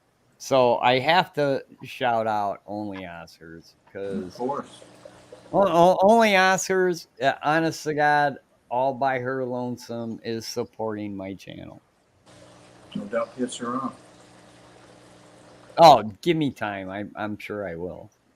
She's a good supporter of mine and Pam's too. She supports all the cool kids. If only. You tool. The chat is crazy. No accounting for taste, right, Patty? What's that mean? I think he's talking about Ed and the corn again.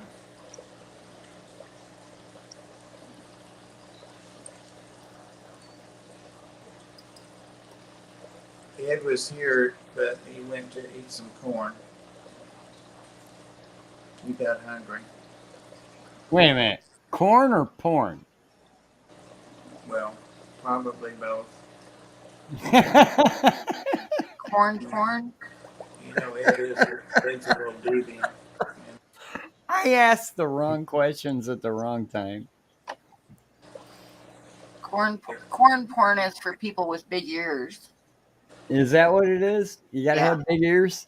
Yep. It went right over my head, and I think I'm glad it did. But no stickers. Uh-oh. Uh-oh. Bunny Viper didn't send stickers to Patty. Hey, Michael. Michael's saying keeping it spliced. You know, every once in a while you gotta make a splice. Oh, wait a minute. He said spiced. Spice, yes. My electrician brain just went to spliced.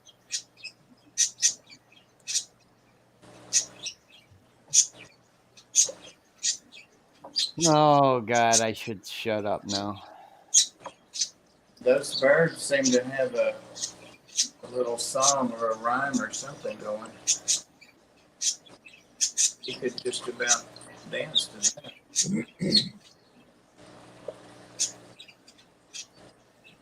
A rhythm.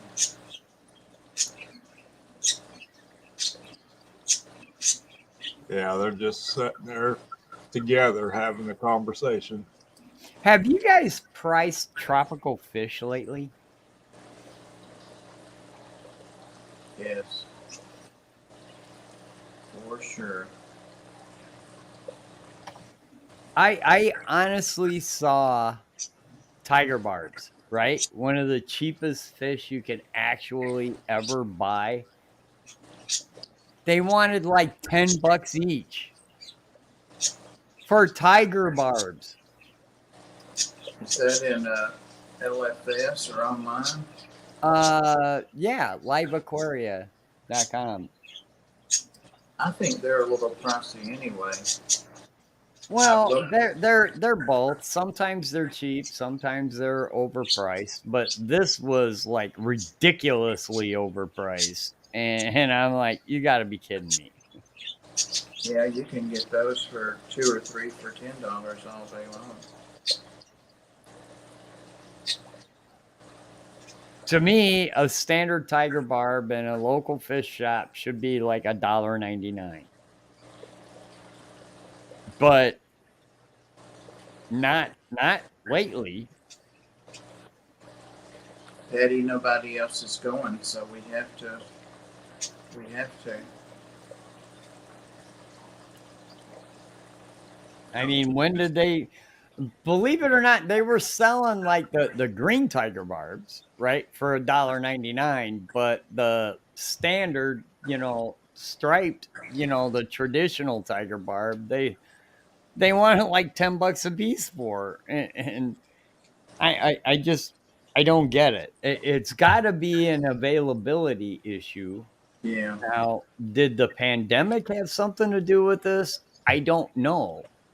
All I do know is like some of the prices for some of the more normal fish that you find in a pet shop are incredibly expensive, and I don't know why. Dan's fish is expensive. This damn thing keeps jumping. It really jumped. Dan's fish is expensive, but often you get what you pay for. Most of my fish are from Dan. They've been super healthy, packed well, and they've been trained to a variety of foods. Yep. And if there is any problem, he always makes it good. Freshwater ecology was talking about PETA, and PETA is our enemy. We all know that, right? We all know that PETA is our enemy. They're not trying to help us out at all. But I don't think PETA has made enough of an impact to uh, ruin an industry wide. Did Yeah, see, I say things just too fucked up. I don't think PETA has made enough of an impact overall to affect the entire industry, is what I No, was trying to say. I agree. And yeah, only Oscars is absolutely correct. The Humane Society is not your friend as a pet keeper at all. They sound like they are. They do that, oh, we're the Humane Society. We take care of all the unwanted, you know Yeah, what? well, that's what PETA always says too. But PETA actually puts down about 80% of the dogs that they rescue. So is the Humane They don't even Society. try to adopt them out; they just put them down. So is the Humane Society. Well, HSUS doesn't have a shelter, or they didn't used to. I used to And donate years to ago, them. when my kids were in 4-H and we'd go to the fair, there was one year I remember that PETA showed up and was pulling 4-H kids off of their horses, saying it was cruel to ride horses and blah blah blah. But they were actually like pulling kids off of their horses. PETA, PETA has actually made a I don't know, what do you call them, a comic book about why you shouldn't keep fish in a fish tank. Yeah. Stupid. They I'd like they to are see. purposely 100% trying to say our hobby is cruel. Yeah. Oh yeah. Or keeping animals of any kind with them is like something horrible. You know who I'd like them to see them pull off a horse? Attila the Hun. Yeah. Kids.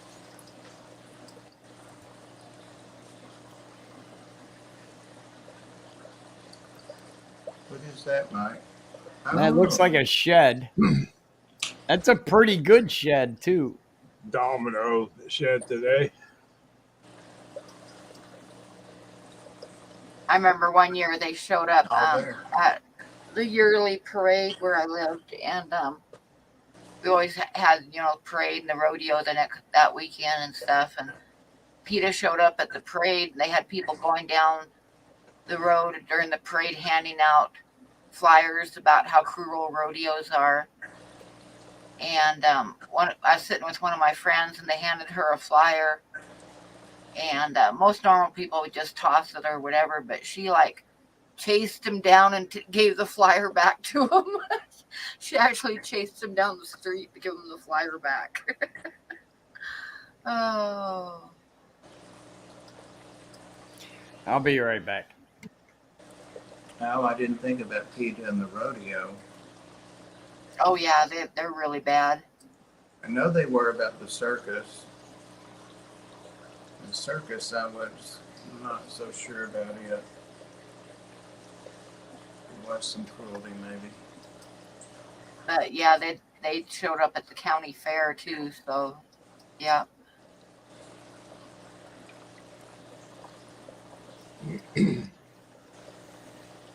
Yeah, freshwater, it was a complete shed. So you can see where his eyeballs were and his head stamp. Those are cool. How long is he now, Mike?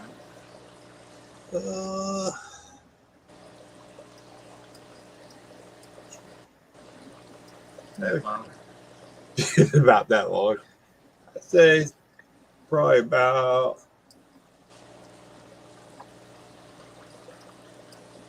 not quite 2.5 feet. Nice. You know, I haven't had my king snake out, or my milk snake, in a long time. So super shy. It's getting to be a big snake. Bigger snake.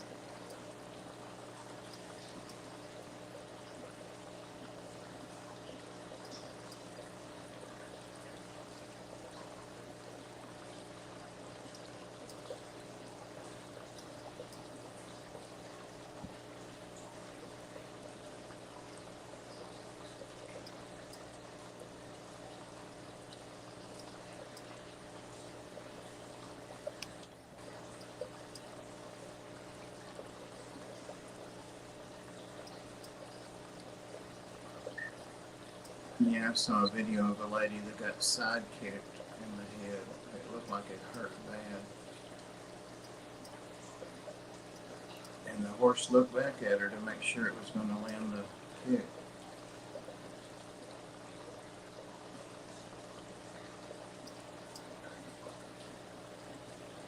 Em, are you clicking through porn? That's big because she can't hear me. My dad was a young guy in Louisiana. He played in a band called the Brick Wall. That's cool. Oh, and Aaron Delville. Okay.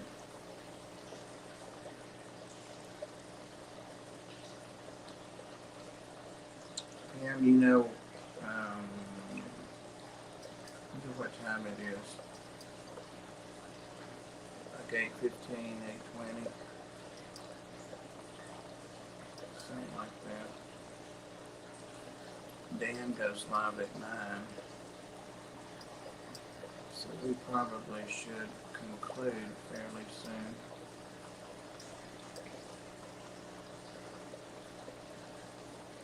She's really not even listening, Mike.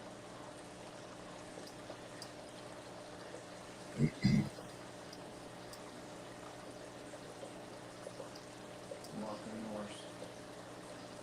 Some big horses.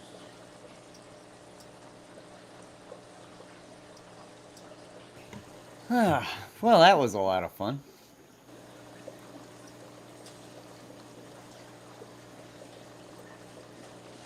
I was just saying, Terry, that Pam and I have to go over and mod on Dan's fish at 9, so I'm going to go ahead and close it down about 8:30. Oh, absolutely.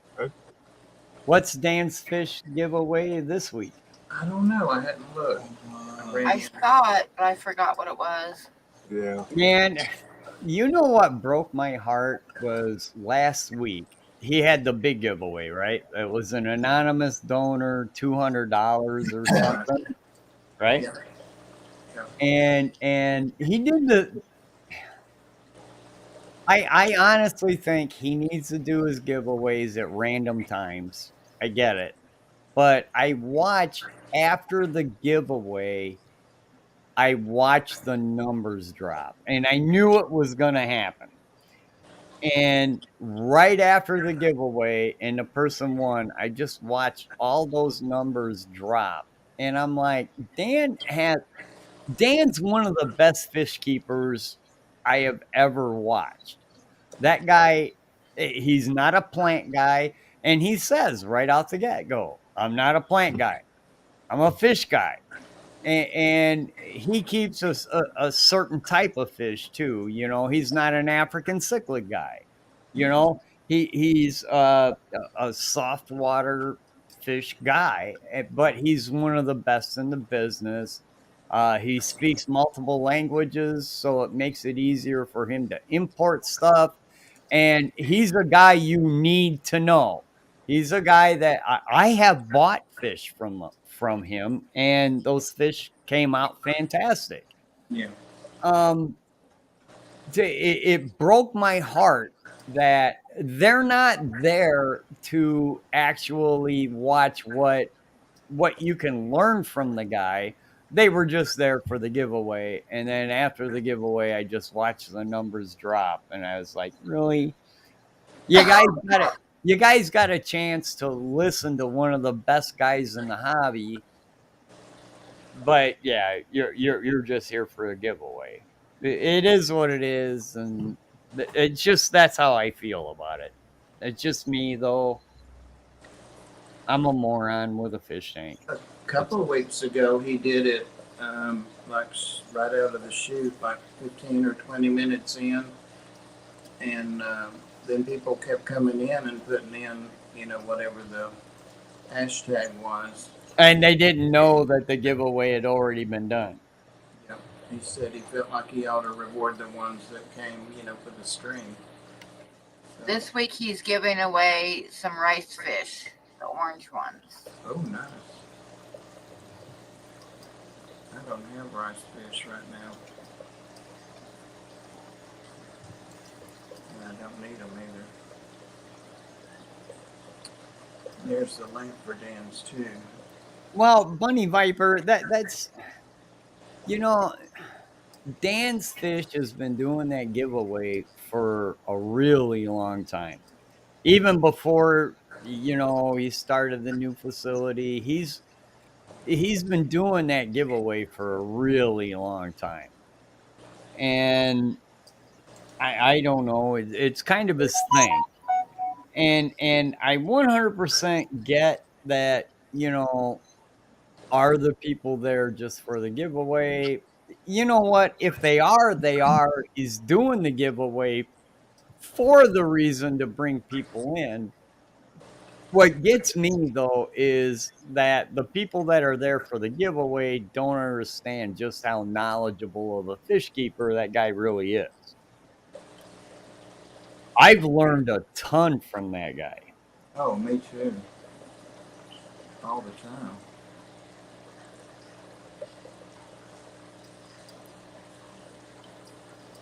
And that's just me. I mean, I love the idea of watching a guy that knows more than me because most do.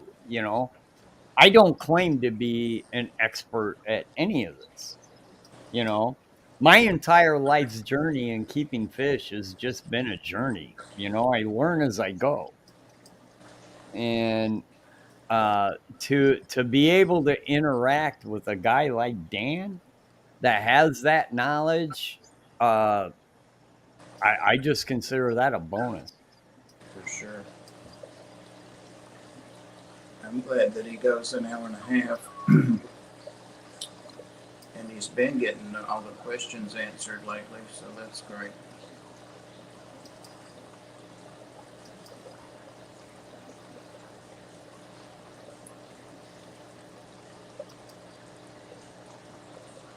Right, Jerry. All right. Well, anyways, you're getting out of here. I'll get out of here. Later, Cinnamon, Susie, Pam, whatever. God. Mike, always, dude. I like talking with you, Mike. Bob, as always, you really should go catch your snake, though. Just Should saying. go what? You should really go catch your snake. Yeah, I'm gonna get up right now and see if he's over there. Right. I don't Yeah, know how I'm gonna get him. It'd be just, I could just picture the two of us. We'd crouch down underneath and we go to try to catch him, and neither one of us could get up. It'd take like 5 other people to pick us back up. One of the videos I made like 2 minutes yesterday, at the end of it, I say, oh hell, I'll never get up from here. And it was hard. It was hard to get up. Yeah, of him, videos of him. All right, I'm out of here. I love you all. Everybody in See you chat. guys later. Love you guys. I'm Love out. you too. See Take you care. guys later. Good night. Bye, guys. Who was that? Cat said something. Uh-oh. Look at Yazzie. He said, look at him. He thinks he's in charge of the cats. You hear the cat, Yazzie? Yeah. Yazzie's in charge of the cats. He's lord of the cats, aren't you? So silly. Well, I guess we'll go too, guys. I do need to try and find that snake. Yep. And we've only got Yeah. half an hour before the next stream starts, so. Yeah. And I got to get my stream set up, so. Okay. Good night, guys. Thanks for coming up with us, Mike. Thanks for having me. A lot of And fun. Pam, thanks for all the abuse. See you, where will I see you? Pam's later, maybe? Yeah. All right. Good night, everybody. Thank you, everybody. Night, guys.